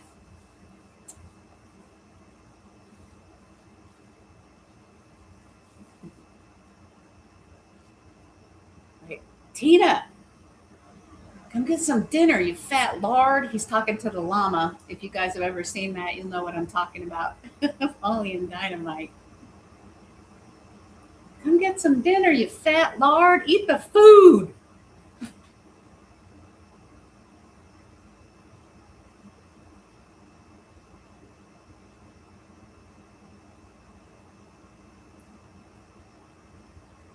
Yeah, so life keeps demanding more from you when your nervous system's already screaming, I cannot fucking do one more thing. That's what I'm talking about. It's not one giant, it's not always a giant catastrophe. Sometimes it's 50 little fucking demands piling on top of each other. And that's why, like, these movies like that, the Forrest Gump, it's just, that's my release. Just silly stuff like that. And the Napoleon Dynamite movie, if you guys have seen it, I'm still waiting to see if you guys have seen that. Just it's just something to get your mind off for a little bit. You haven't seen it, Deanna? It is so funny. Yeah, let me know if you watch it and what you think. Because the first time we saw it, we're like, "What the hell is this shit?" But then it grows on you. Napoleon Dynamite, it grows on you, and that movie really made a lot of money. They grossed, I forget what it was, but they did really good. They did really good. I mean, it's so like I don't know how to explain it. It's so like goobery and I think it takes place like back in the 80s or maybe like early 80s, and it's just I don't know. I can't explain it. You're just gonna have to watch it.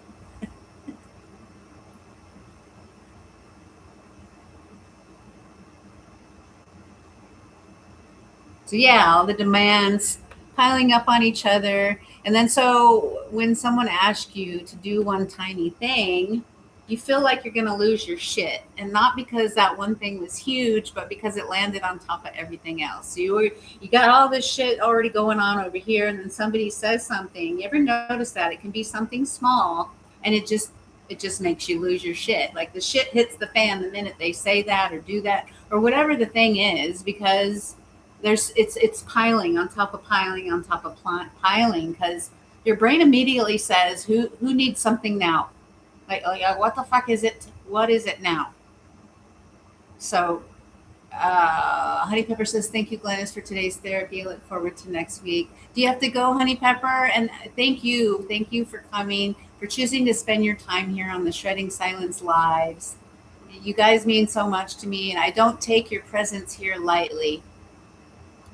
Robbie says, I love to watch reaction videos like Doc's Holiday. I'm your Huckleberry Awesome freaking movie. Humor is my favorite in old movies, and I'm not really goofy like Forrest. IQ is very high. It's okay. We love Forrest. So it's okay if you were goofy like Forrest. IQ is high. That's great. Yes, humor is therapy. Laughter is good medicine. Absolutely.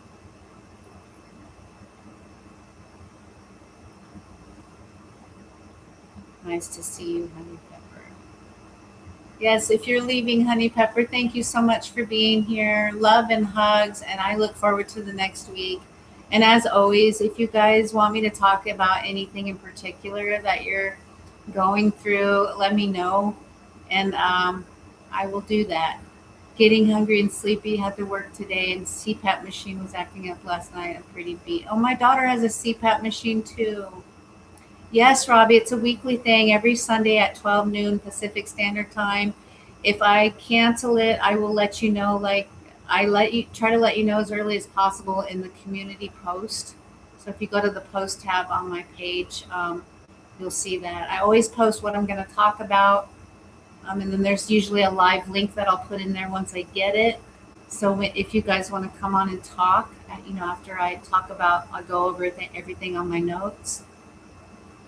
Bye, Honey Pepper. That'd be great, Robbie. It would be great to see you guys again. Sunday at 12 noon. And thank you, Robbie. Thank you for contributing to the conversation in the comments. So I don't know how many of us are on here now. Let me see. So I think I pretty much covered everything. I don't know if everybody's want me to wrap it up. Who's all in here?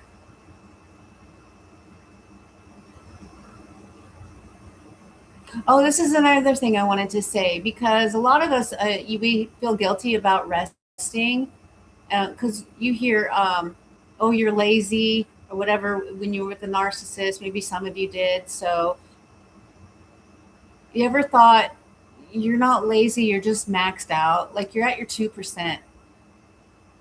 So that distinction matters, because sometimes your body's not refusing to function because you're lazy. It's telling you there's nothing left in the tank. You're on empty.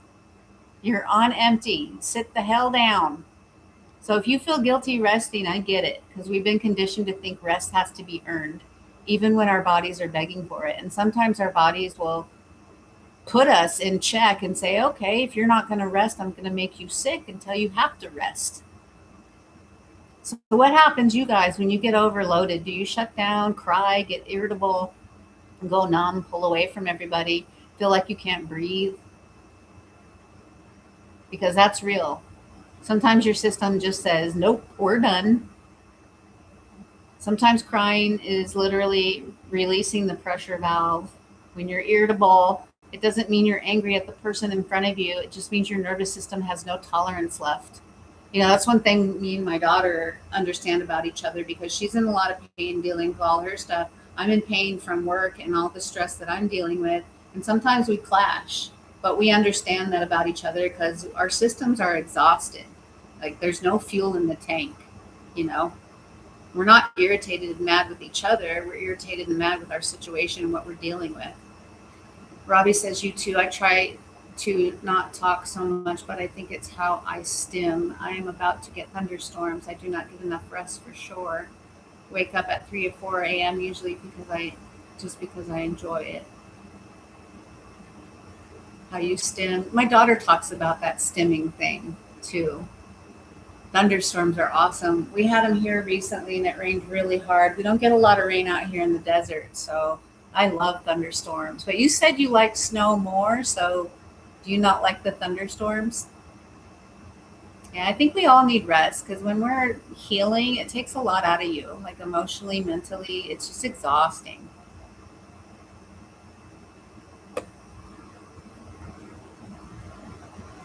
Then I don't know who all is in here. Is it just you and me, Robbie? I don't know. Can you guys, if you're in here, let me know.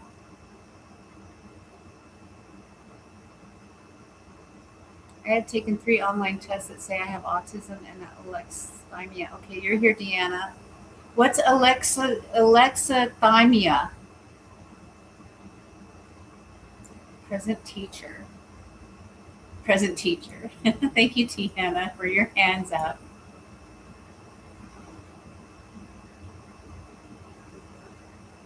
You know, my daughter says that she thinks I have autism. Sometimes I do, like the because there's different like levels of it, right? My daughter has Asperger's, so it's like a high functioning type. It's like she's never had like a filter. She will tell you how she feels and thinks, and there's no like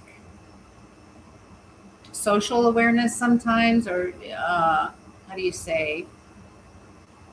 Like they're unaware, or and then sometimes they take things literally. And so she's had a hard time with friendships her whole life. And I think the same with me. Like I used to tell people, I remember getting slapped by a guy in high school because I said something, I said how I felt. Like it just came out of my mouth and I didn't mean to hurt anybody. It was just, that's how I felt. And then here's another situation. I remember being in junior high and these two colored guys were picking on me and my best friend, and so we went into the principal's office and he opened the yearbook and he said, point to the guys you think it is. And and I'm not racist, I swear to God, but in my junior high mind, I thought they all looked the same. And I couldn't believe that came out of my mouth. Like now, when I look back at it, I don't know if it was because the environment I was in or that was actual part of autism, but my friend looked at me and she smacked my arm and she said, Glennis, and our principal was black. He was an African American guy. And so now I'm like, maybe I have autism. Why did I say that? So I don't know. I think so. I don't know. Hello, Deanna. The inability to recognize emotions. And I will have like a blank stare on my face and may look angry when I'm perfectly happy. You have the resting bitch face. That's what I have. People think I'm mad and it's just my resting bitch face. I think I'm undiagnosed autistic, but in the 80s they wouldn't test girls. Maybe that's why I never got tested either, Deanna, but I don't know. Let me see. Let you see what? What? Oh, I don't want it to be Monday.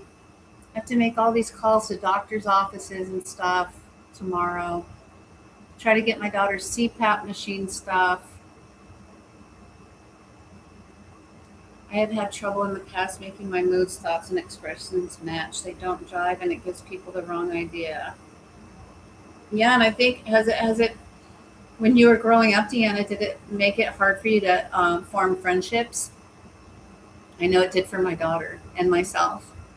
Oh, that's what you're looking. Emotional blindness is a trait meaning no words for emotions. It describes a heavy struggle with knowing, naming, or sharing feelings with people. Alexithymia may feel physical body signs like a fast heartbeat, but they cannot tell what emotion goes with it. It's not a mental illness. Oh, so you kind of have to have a chart to name the emotion. When you were in therapy, is that what they did? Kids in school would say, smile, smile, or what's wrong? Yeah, my son had the same thing. He would never smile, ever. I think they said that to me too. I remember going down the freeway headed to Disneyland with my daughter, and this guy put a sign up that said smile because I was always serious all the time. So serious. It's our protection, from the childhood. Yes, thank you, Robbie. Thank you for letting us know what that means. But do you have the empathy, or you just can't name the emotions? The emotion board is wow, but I have to make myself or have a genuine reason.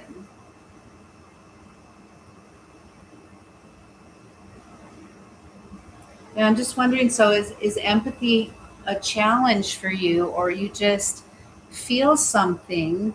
Like you can have empathy for other people, but you feel something and you just can't name it? No, I don't need empathy. What do you mean you don't need empathy?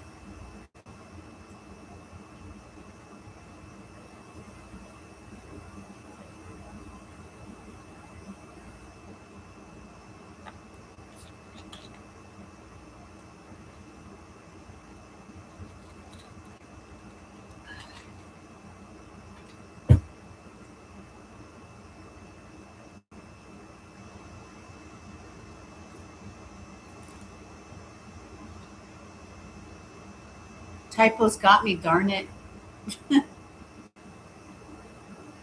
Smile, not mile. I mean, yeah, I need empathy, but not sympathy. Okay, gotcha.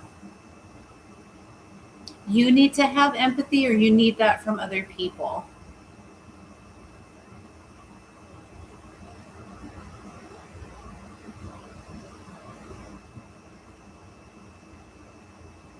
Yeah, autocorrect can be a pain in the butt.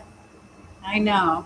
I don't know if you heard the story about my boss and autocorrect, Robbie. Did you? Were you there earlier when I told you about that story? I have seen the emotion charts for those on the spectrum neurodivergent. Yeah, I have empathy, and we all need understanding people. That's good you have empathy because that scared me for a minute, Robbie. Empathy, no, I didn't hear it. Okay, the thing about autocorrect and my boss. Okay, so I do speech to text sometimes because I don't feel like typing, and I didn't check. Okay, my boss's name is Beth, and I texted Beth back, but Beth came out as Babe, and so because I didn't check it, I just hit send. It said I was calling my boss Babe, and I didn't mean to. It was autocorrect, so I was so embarrassed. I'm glad it didn't say bitch or something else because it could have got me fired. But yeah, autocorrect is like it can really get you in trouble sometimes. So get you bad. I get it.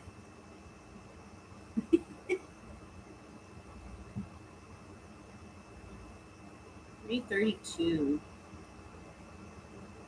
Here, here's BB drinking out of my. Look at her. She's drinking out of my cup again.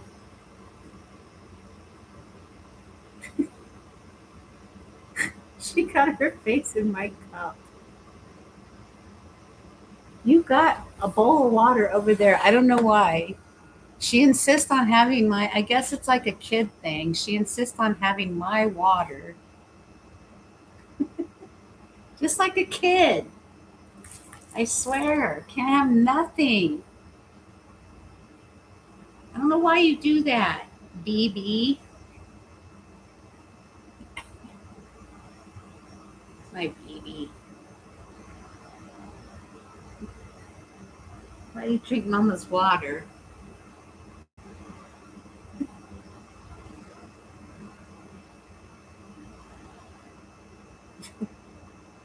I like her pea eyes. Oh, her eyes match my shirt. Say hi to everybody. I'm shredding silence. All right. She doesn't want me to hold her for too long. She gets mad. It's on her conditions. Love on her condition. It's a one-way relationship with BB. Had to get a fountain for my cat because she stopped drinking out of her bowl and switched to toilet drinking. I had no idea cats resort. Yes, BB drinks from the toilet too. And I got them one of those fountain ones, but I got tired of replacing the filter. I have two, Deanna. The emotion chart with what you're feeling today point to your emotion. And it's been helpful for you, Robbie. Oh,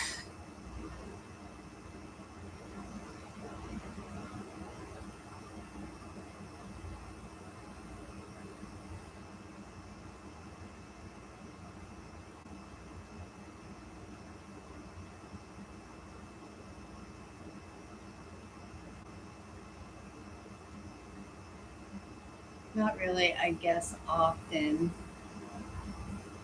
You guess about your feelings. So the dissociation is really prominent. Yeah, I should get one for my son. They had one at school for him. A fountain? Okay, where I got lost, Deanna. My fog brain. Help me out. He's diagnosed autistic. Are we talking about the chart for your son? The chart, not the fountain. I have to go back and read and backtrack.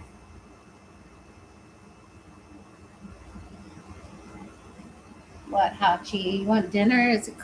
It's almost close to dinner time, huh? Yes, no more fountain. Yeah, cleaning it out is really a pain in the butt. I, I felt like it was less work to just put them in bowls and keep the bowls clean, like wash them every other day. But that fountain thing, it would get like all slimy and stuff. And I'm like, this, and then you have to buy the filter. It was just a pain in the butt. I had to feed my kitty a few minutes ago.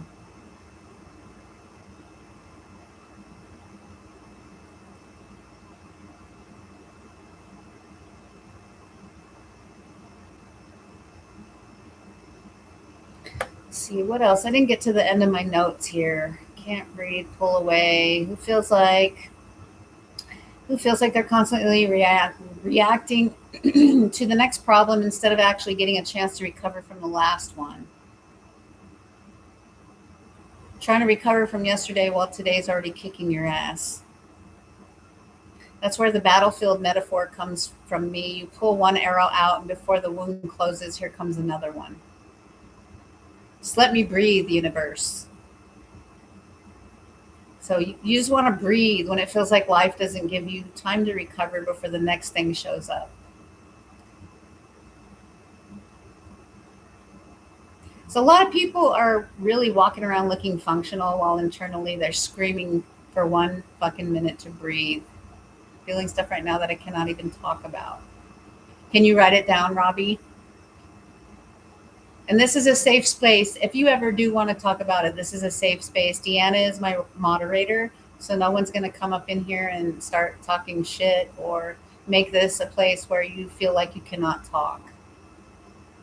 So you're always welcome here to open up with that. Maybe get your feelings chart and journal it down. I don't know, whatever helps you or your therapist, make the world go away. I know, right? Feel free. I always say, stop the world. I want to get off. I really do. Kind of like the Truman Show. You guys, have you both seen that? Where at the end he climbs up the stairs and he goes out the door into the real world. He's exiting the fake world where it was all, it was all a movie set. Now I want to walk out of this world into a world where all the narcissists stay in this world and all the toxic people stay in this world. And we can go through the door into this world where there's loving, caring people. Which movie? The Truman Show? It's on Pluto for free. If you have Pluto, do you have a smart TV? I'm waiting to hear it make any sense. No, I'm not worried about that. I just have much more going on than I discussed. Yes, I can absolutely relate like many can. I get you, Robbie. I understand that. You're waiting to hear, like if anybody else is dealing with that. Yes, Pluto. Because I asked ChatGPT, how can I watch the Truman Show for free? And it'll tell me. So yes, it's definitely on Pluto.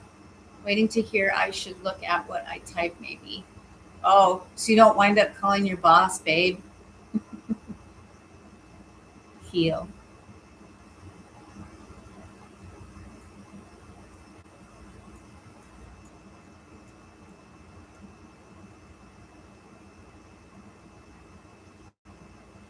You can see BB's ears in the corner. Damn it, autocorrect. You're just having a time with autocorrect, Robbie. Get me twice in a row. He's doing you dirty. Autocorrect doing Robbie dirty.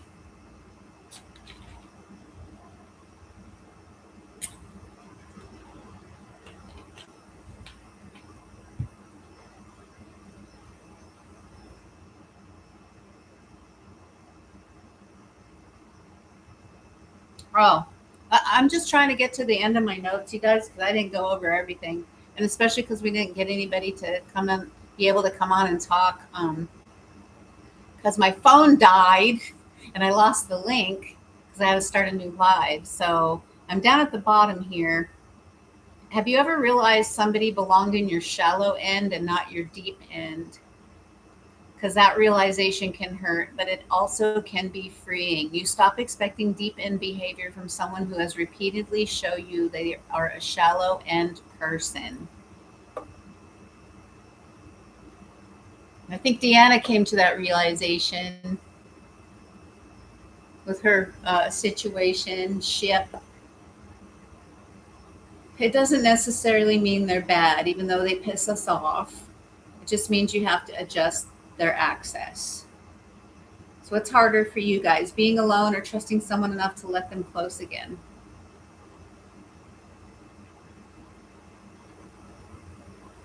Relationship. Yes. The relationship. So what's harder for you, like being alone or trusting someone enough to let them close again? Um, Used to be for me being alone because human beings need connection and loneliness hurts. I have gray matter. Yes. Yeah, I was going to make a shirt about that, wasn't I?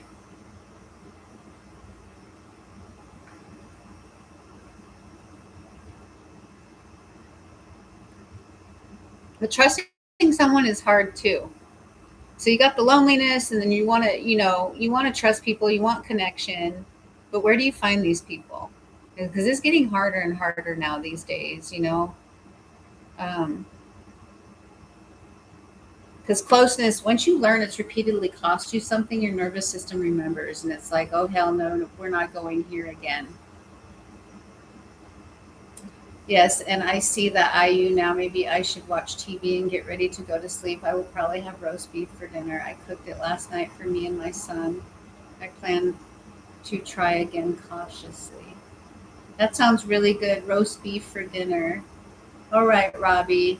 Thank you again for being on here and for sharing and for trusting the Shredding Silence space and for choosing to spend your time here. I don't take that lightly.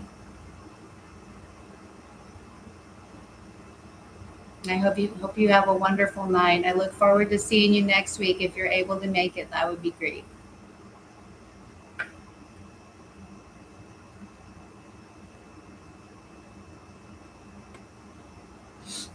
Enjoy, Robbie. Yeah, so that's the fucked up part, you guys. Sometimes both choices feel so painful. Have you ever had to reduce somebody's access to you without completely cutting them out of your life? That's another one I wanted to touch on today. Because I think that's something we don't talk about enough. Boundaries aren't always block, delete, disappear. Sometimes it's just, you don't get this part of me anymore. I think it's just you and me in here, Deanna. I'm not sure. I don't know if you can see how many people are in here.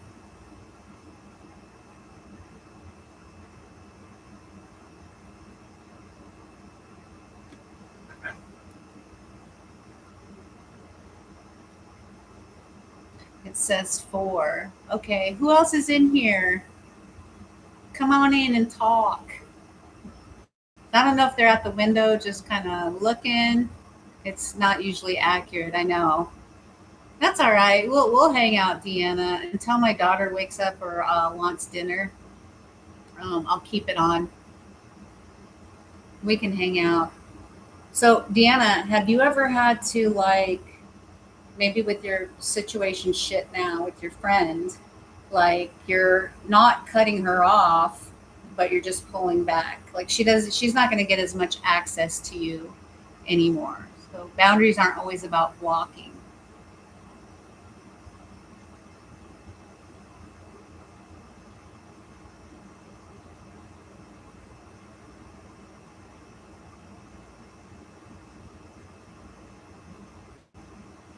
Yes, exactly.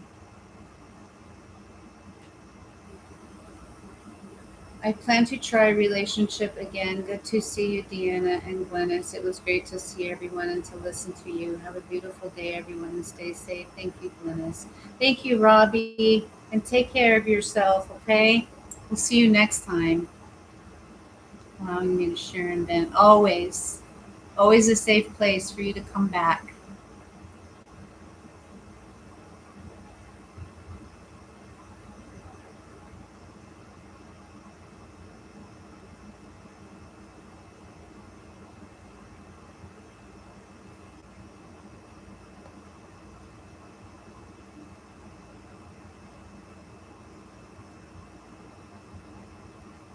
Yes, nice to meet you.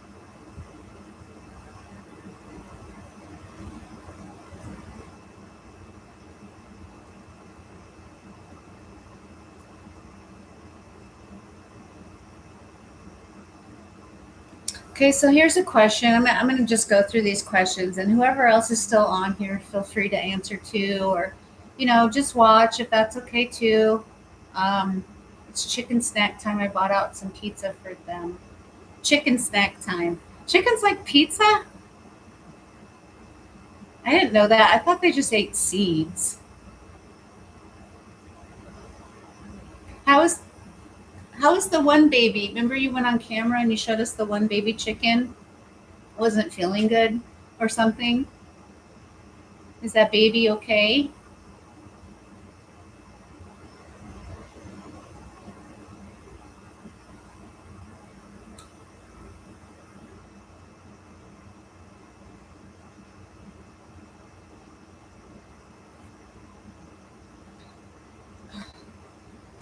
Ah,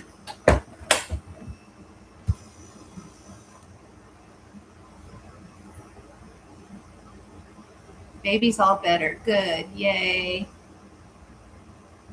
Now it looks like it's chopping my head off again. Someday I'll have a nice setup where I don't have to mess with anything, and I'll have two or three computers going on, the microphone.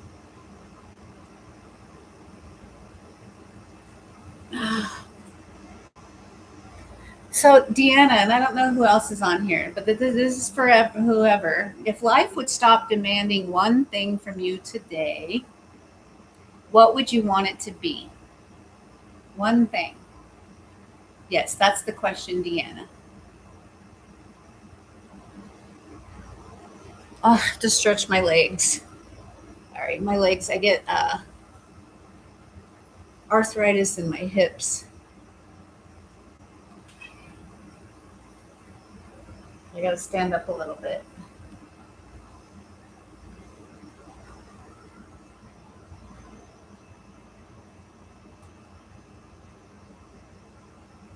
So, yeah, the question is if life would stop demanding one thing from you today, what would it be? I'm okay with it demanding. I just wish my body was up to the task. So, are you feeling exhausted, Deanna?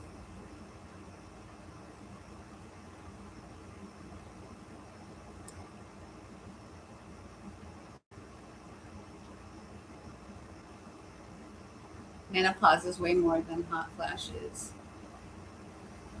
Oh, what's menopause throwing your way?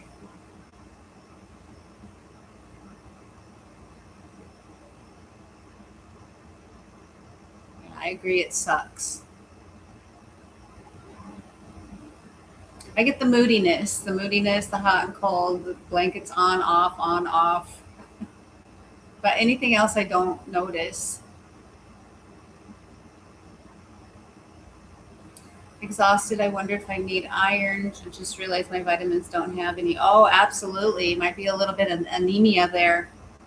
'Cause I need that too. I need to buy. That reminds me, I need to buy some more iron. I was bought iron with vitamin C mixed in it, to kind of boost my immune system because all the stress that I'm under.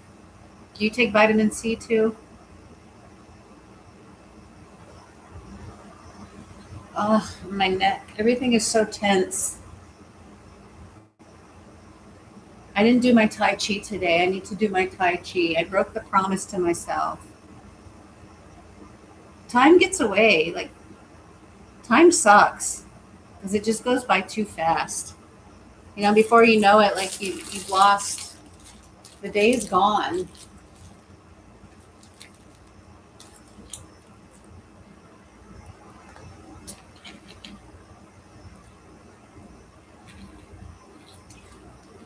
I got to figure out dinner too. I have no idea what I'm going to make. Until I had some money, something tells me to eat the liver I have in the freezer with some onions and bacon. I can't do liver. Sorry if liver is yucky. Yes. Do you like it? It's okay. We all like our own things. Like what I like, you might think is gross. What, Hachi? You want to go outside? You want dinner? Huh? Hachi girl.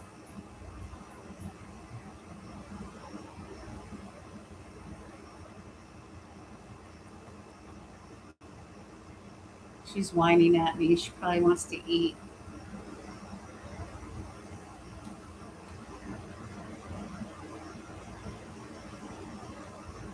Look this. Imagine a full day where nobody expects productivity from you. And with money, financial peace would probably calm a lot of nervous systems instantly. And people, sometimes if you just want one day where nobody needs anything from you. And then grief, God, yeah, just one day where grief isn't sitting on your chest. Appointments are responsibilities. Exactly. No schedule, no phone calls, no forms, no fucking obligations. And then what helps you finally breathe again when your nervous system is completely overloaded? I would like to get supplements so I don't have to eat weird parts of animals. Are you talking about the liver? But you like the liver, so you're okay with that. What other weird parts of animals?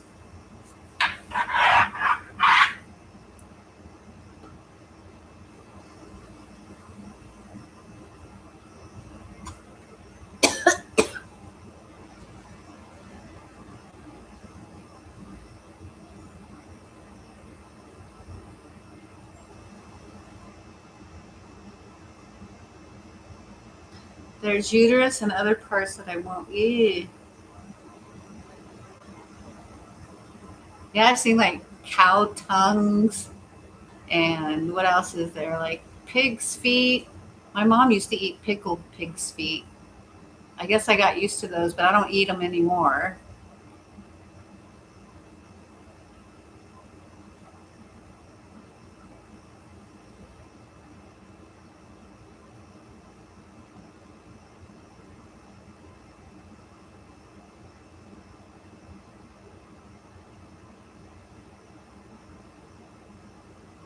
So, what helps you finally breathe again when your nervous system's completely overloaded, Deanna? And whoever may be watching, if you want to answer or share, that'd be great. If not, you can just observe and listen. For me, it's music. Music can change the whole room inside my head. It is my savior. When I'm delivering during the day at work, I've got the radio cranked up or YouTube cranked up or my earbuds in or my speaker on, and it puts me in a whole different mood. It's like free therapy. For some people, it's nature. Like I remember living in Big Bear Lake, California, and I miss it because the mountains are so beautiful and the air up there is just so different from here. You know, the lake and the trees and going on little bike trails. And it's just something about being outside reminds your nervous system that there's a world bigger than your problems. You know, sometimes for us, it's being alone. I like my aloneness. I like my solitude because I don't have to deal with people's shit, you know?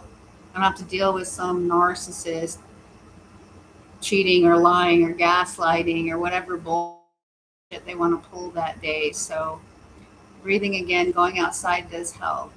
Breathing again. Is that what I said? Breathing again? Because it feels like I don't breathe sometimes, for real.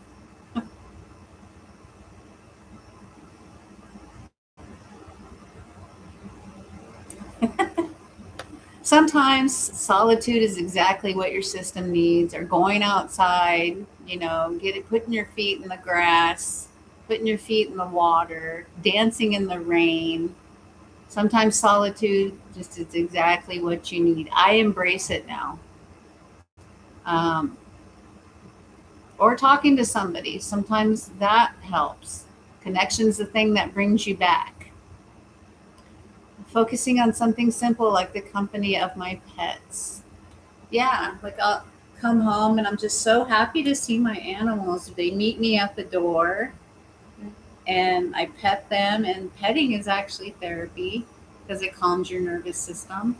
And there's some little things like that. Yeah, focusing on something simple. Exactly, Deanna. And how about sleeping? Because sometimes your body isn't asking for another coping strategy. It's asking you to sleep. It's asking you to rest or crying. You know, because some of us, so many of us, especially boys, are told not to cry, that it's somehow shameful to have a human emotion. So crying is the way that sometimes you have to just let the pressure out. Just let yourself cry. You got a question for me? Go ahead, Deanna. What's your question? There's Bibi with her face in my water again. Silly cat.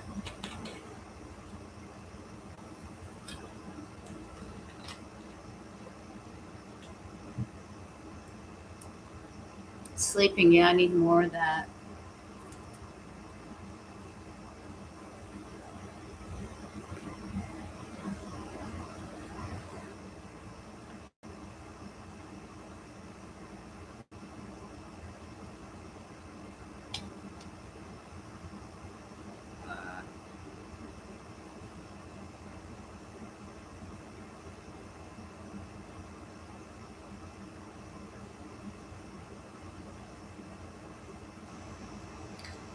Did you ever think your channel would become what it is now? I did not. And actually, I was more focused on TikTok before. I would post on TikTok, Instagram, and YouTube. And I noticed YouTube was getting more attention than my TikTok. So I started paying more attention to YouTube. And I'm so grateful. I never thought I'd have this community where people, are coming together and we support each other. And we just, this has been such a great group. So no, I never did. And I hope it grows. I hope more people out there, that are struggling, being stuck in a narcissistic relationship or toxic, just any kind of relationship where they feel like they don't exist, can find this community. And this keeps me going because, like I said, it's so hard to meet people in real life, especially when you're working all the time. And then I got my daughter's, appointments and stuff. It's really hard to meet people. So this is most of my social interaction is right here. This is me not isolating right here. It looks easy to get drowned out on TikTok. Yeah. But social media is competitive as it is, but where I'm trying to stand out different from other creators is just being authentic, not polished. You see me in the raw, and that's what people want. They want authenticity because there's so much people with their masks on. People fall for the hype, and they don't use their critical thinking skills. So they follow someone easily that might not be good for them. Because I was there, I used to not vet people out. I used to just go with whatever, and not now. I'm like, I use discernment and I vet people. I'll research things. If they make claims, or I'll just wait. I don't make hasty decisions because remember, I was telling you, people that are vulnerable and come out of these narcissistic or toxic abusive relationships, they're very vulnerable. And there's people out there that want to take advantage of that. And they want to monetize off people that are hurting because when you're hurting, you want it to stop. And they know that. So it makes me mad. That's why healing starts when the silence stops, when we speak up. And I just hope that more and more people keep speaking their truth.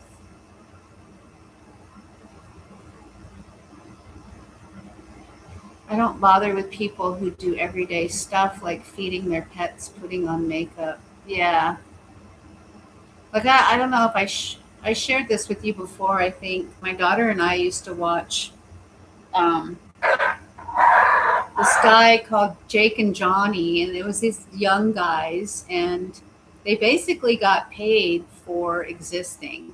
They had quite, they have quite a huge following, and so brand deals noticed that, so they're making money off of eating things like donuts and cookies, and whatever it is, whatever brand deal they have, they just get paid for eating that food in front of millions of people. And they're not really helping anybody, but everybody wants the dopamine. That's the thing. Everybody wants the dopamine um, when they're scrolling. They don't want to think about deep shit like this. So, yeah, I'm right there with you. Feeding their pets, unless the pets are really cute. I mean, animals are therapeutic. So, my daughter and I have been watching like monkeys, baby monkeys, like the gibbons. Because look up gibbon monkeys. They make this howling like, oh, whoa, whoa. It's so cute. So we'll watch animals and stuff. Do you feel better than you did when we started today? I do, because I got the connection. I don't feel so isolated. Maybe I'm jealous that I don't get paid for existing. Same here. Like, do you ever feel like you get punished for existing? That's how I feel sometimes. Like, this mofo's over here eating fucking crumble cookie, getting paid for it.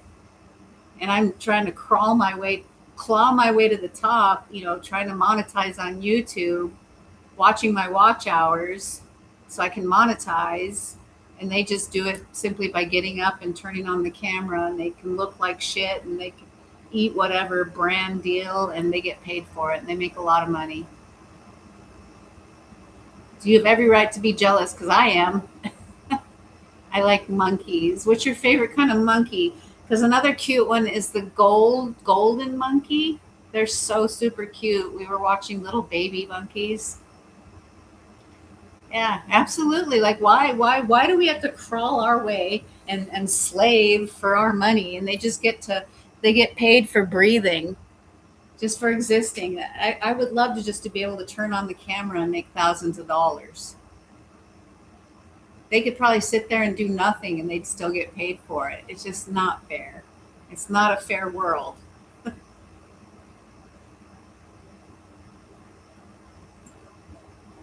What, Hachi? Is it dinner time for Hachi? My contacts are bothering me. Tiny marmosets, which are related to monkeys. Are those the ones that can fit on your finger? They're really small. You know what else is cute is sugar gliders, because they'll come in like just fly to their hands. And that's one thing the gibbons monkey does. They'll run like this. They got really super long arms, and they want to be held. They're very affectionate. Look them up. They're so cute. My daughter and I want to go to a zoo that has those, but the LA Zoo has them, but you can't touch them. So whatever videos we're watching where they're at, I don't know if it's Japan or China or where they're at, but they're allowed to like walk this path, and all the gibbons monkeys are there, and they're picking them up and stuff. Like, they'll like hold them by their long arms and just like swing them by their arms. It's cute. And then the noise they make, like gibbons. So you know which ones I'm talking about.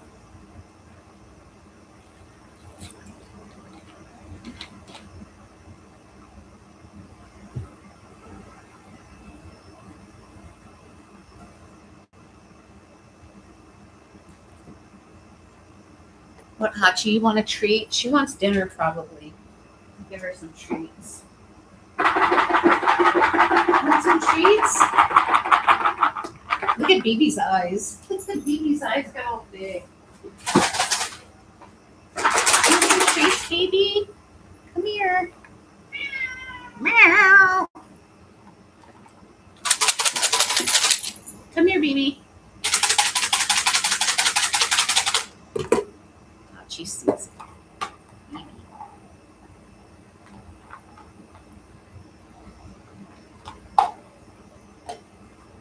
This is how I get her to come in when she's outside. Because sometimes she'll sneak out there and she won't come back in. Come here, baby. Come here, baby.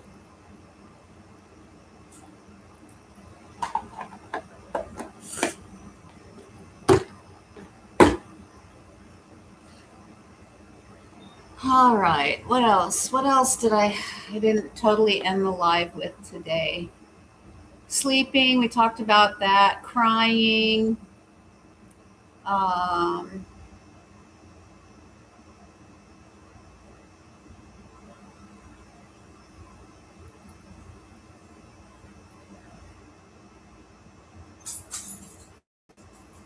Name name?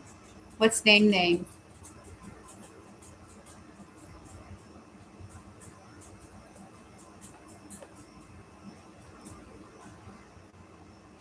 Oh, now she wants to go out. Let me open the door real quick. What's name name, Deanna?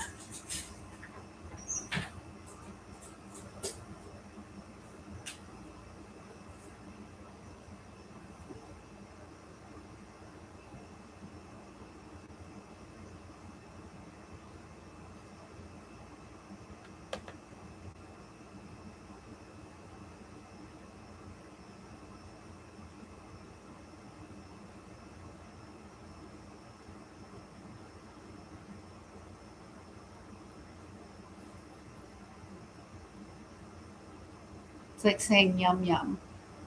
Name name yum. Oh, because of the treats.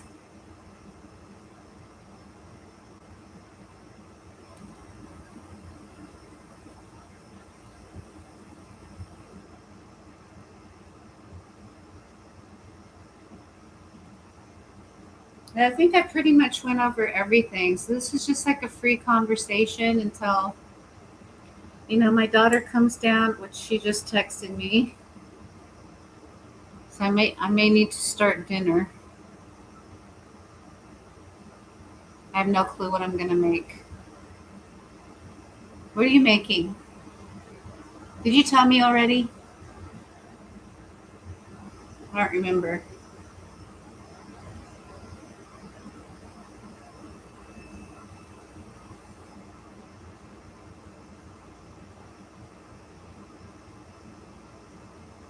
Got an idea for your future chat.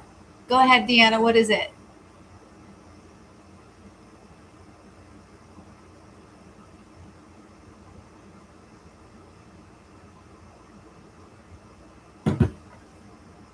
Handling holidays. Yeah, because those are going to come up, huh? Like before we know it, it'll be Thanksgiving, Christmas.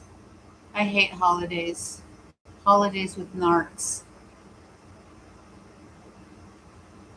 Absolutely. As we get closer, and just remind me, because my ADHD and my brain fog and all of that stuff, definitely remind me.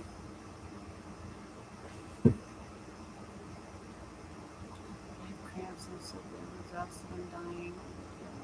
I can't get out of bed, I'm so tired.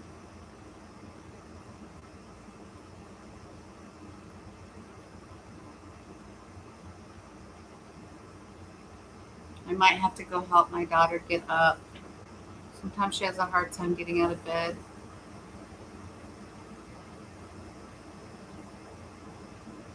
I might have shrimp and rice. Shrimp and rice and a vegetable. That'd be great if you could remind me. Do you want to try? I need all the reminders I can get, Deanna. Nothing really sounds good right now. I'm not hungry.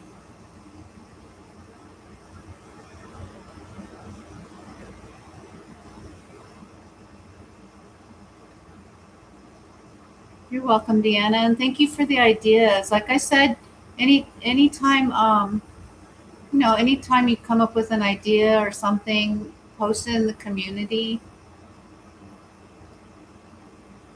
Because I love when you guys suggest stuff. Because I want to meet you where you guys are and what you're dealing with.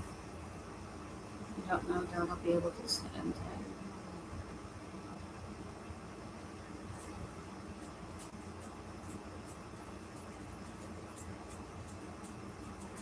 That's okay. Don't feel bad. I am too. Cook up the shrimp. I thought. Oh, you're having shrimp too?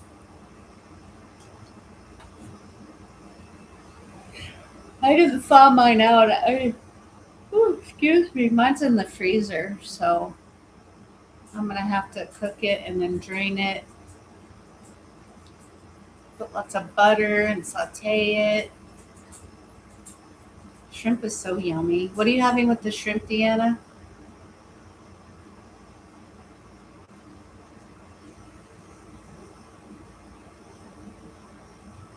Maybe we could try Zoom one of these days. Zoom for the I think I did. You know what? I think I looked into that, but what what's going to happen is, well, I guess I would have to have your email to send you the Zoom link because I don't want to put it just in the chat for anybody in the community. I want to keep it kind of filtered because we're going to need someone in the YouTube to monitor. We could try Zoom. I guess rice. I eat basmati rice. What kind of rice do you like? Basmati is the best kind of rice.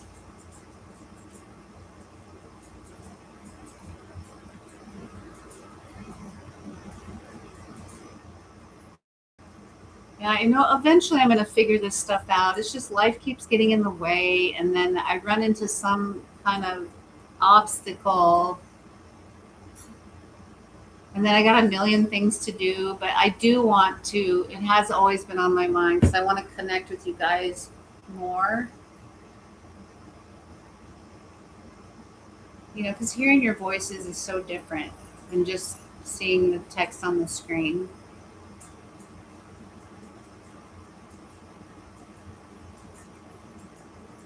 Basmati tomorrow. Usually eat jasmine. Yum. You put like butter and soy sauce, salt and pepper. That's what I put on mine. Butter, soy sauce, and salt and pepper. It's making me hungry because I didn't have lunch. I didn't even really have breakfast today. All I had was those 2 cheese sticks you guys saw me eat, and that's it. My coffee. You know, last night my daughter and I were watching. Remember the Brady Bunch? That house is in California, and I guess now they have it as a tour thing for I can't say that. I don't know what that seasoning is, but they have the Brady Bunch house as a tour attraction. And guess what it cost? I think it costed like close to $300 for an hour. That's insane. I'm like, I'm good. I'll just watch it on YouTube.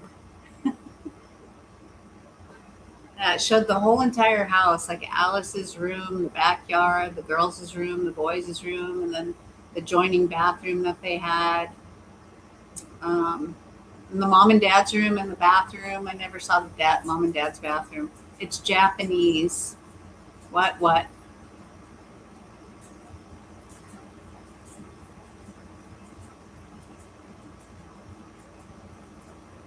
Yeah, I know, right? That's crazy. So the lady that bought it does not live there, obviously. So she's just making bank off of people touring the Brady Bunch house.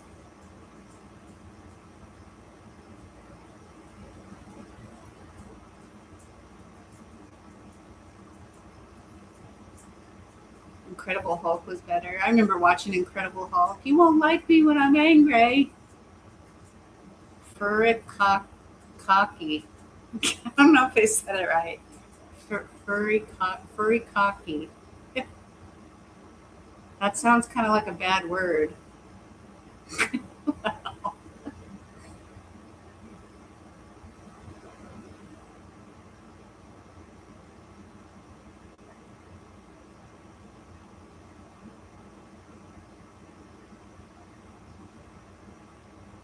Yeah, this is what I got to do. I have to have an email system set up. So I'm struggling with an email system that's not going to be stressful for me to set up.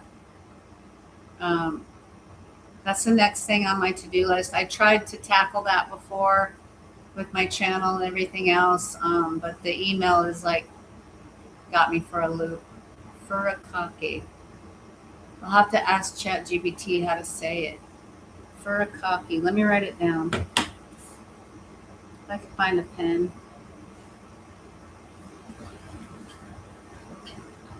Let's see.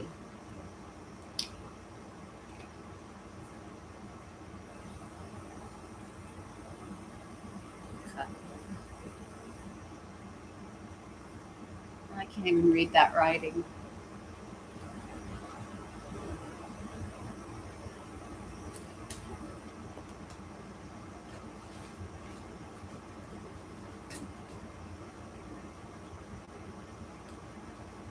Can't find anything to write with. That pencil doesn't work. Dang it.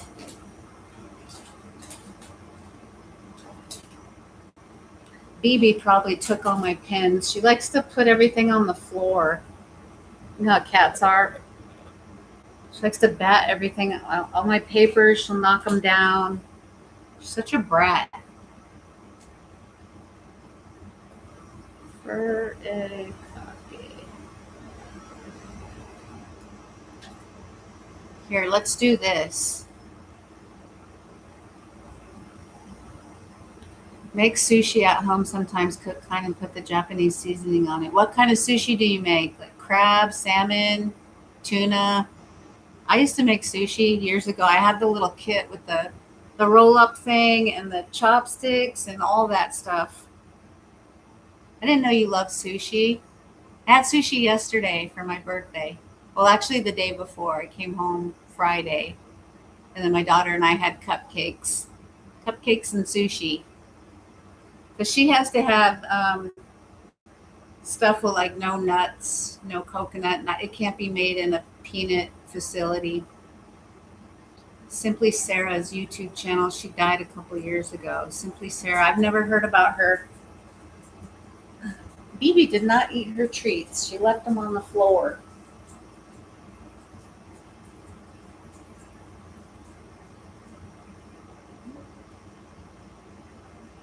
Hey, Alex, how do you pronounce Furikake?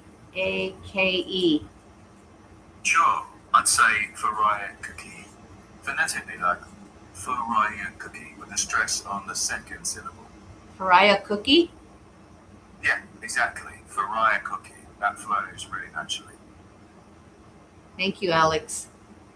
Anytime. Quite a few people died that I used to watch. Sounds like it's been a loss. You're on my live right now, helping me pronounce Furikake. Furikake? Furikake. Yeah. Furikake. Yeah. Yeah. You got it.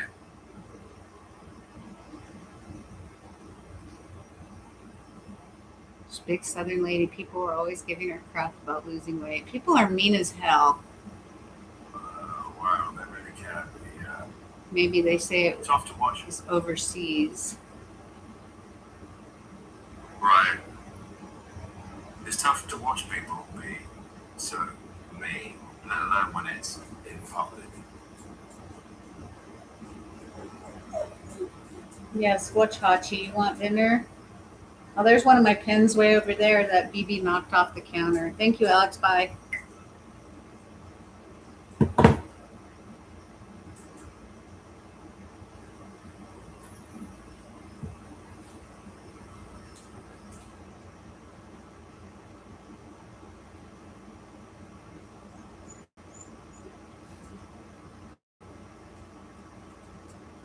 I'm looking it up. Show me that Furikake.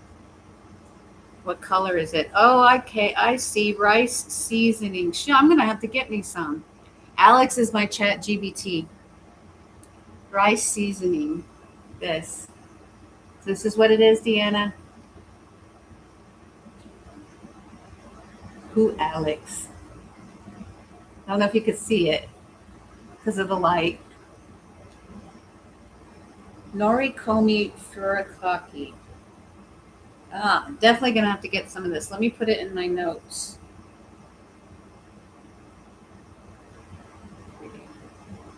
In my to-do list to get food.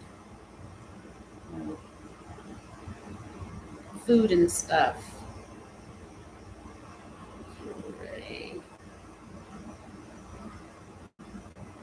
Thank you for that, Deanna. I'm excited to try that. Oh, getting tired of sitting. But I haven't heard from my daughter. I think she might have tried to go back to sleep. Hey, Hachi.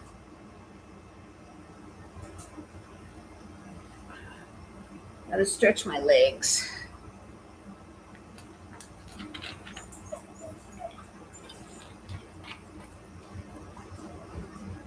I know you want to eat.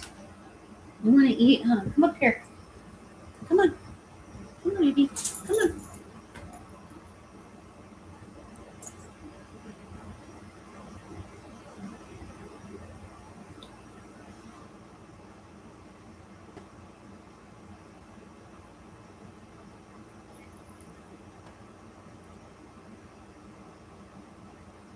I think she notices Mocha's not around.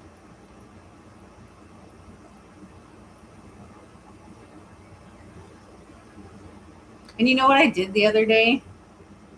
Because usually I would have to pick up Mocha to go down the stairs to take him to the bathroom outside. And because she had like neurological issues and back pain and all that, so I'd pick her up to go down the stairs and up the stairs. And I tried to pick Hachi up the other day because I was so used to doing that with Mocha. It's like, oh, this is not Mocha, this is Hachi. It sucks. Sucks. If I lose Hachi, I'm really going to lose my shit.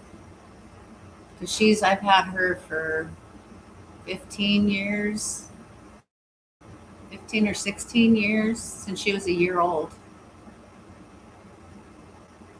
It sucks.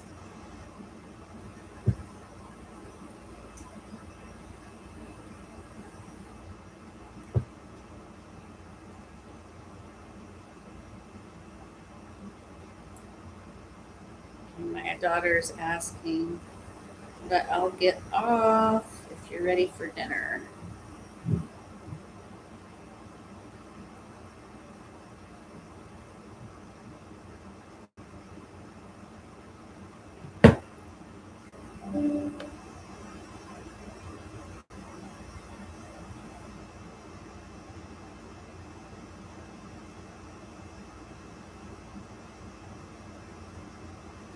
Yeah, that's where like, the hypervigilance where you're always wondering like when is the next shoe gonna drop? My mind always goes there and I try not to. I try to just enjoy her now and be in the moment and it's hard.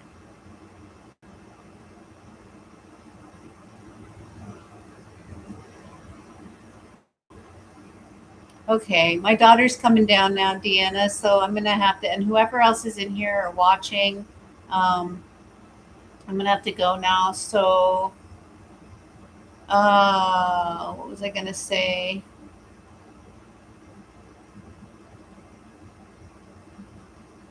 I always like to wrap it up with something. So, healing doesn't mean you gotta be strong every day. It's okay not to be okay, you guys. Like today, I was not okay coming in here. I'm still kind of not okay. I am better after talking to you guys, but sometimes healing is simply refusing to abandon yourself on the days when everybody else seems to disappear. So be gentle with yourself today. Take one thing off your plate if you can. Breathe, rest, go outside, listen to music, cry if you need to. Do whatever gives your nervous system even a tiny little bit of room.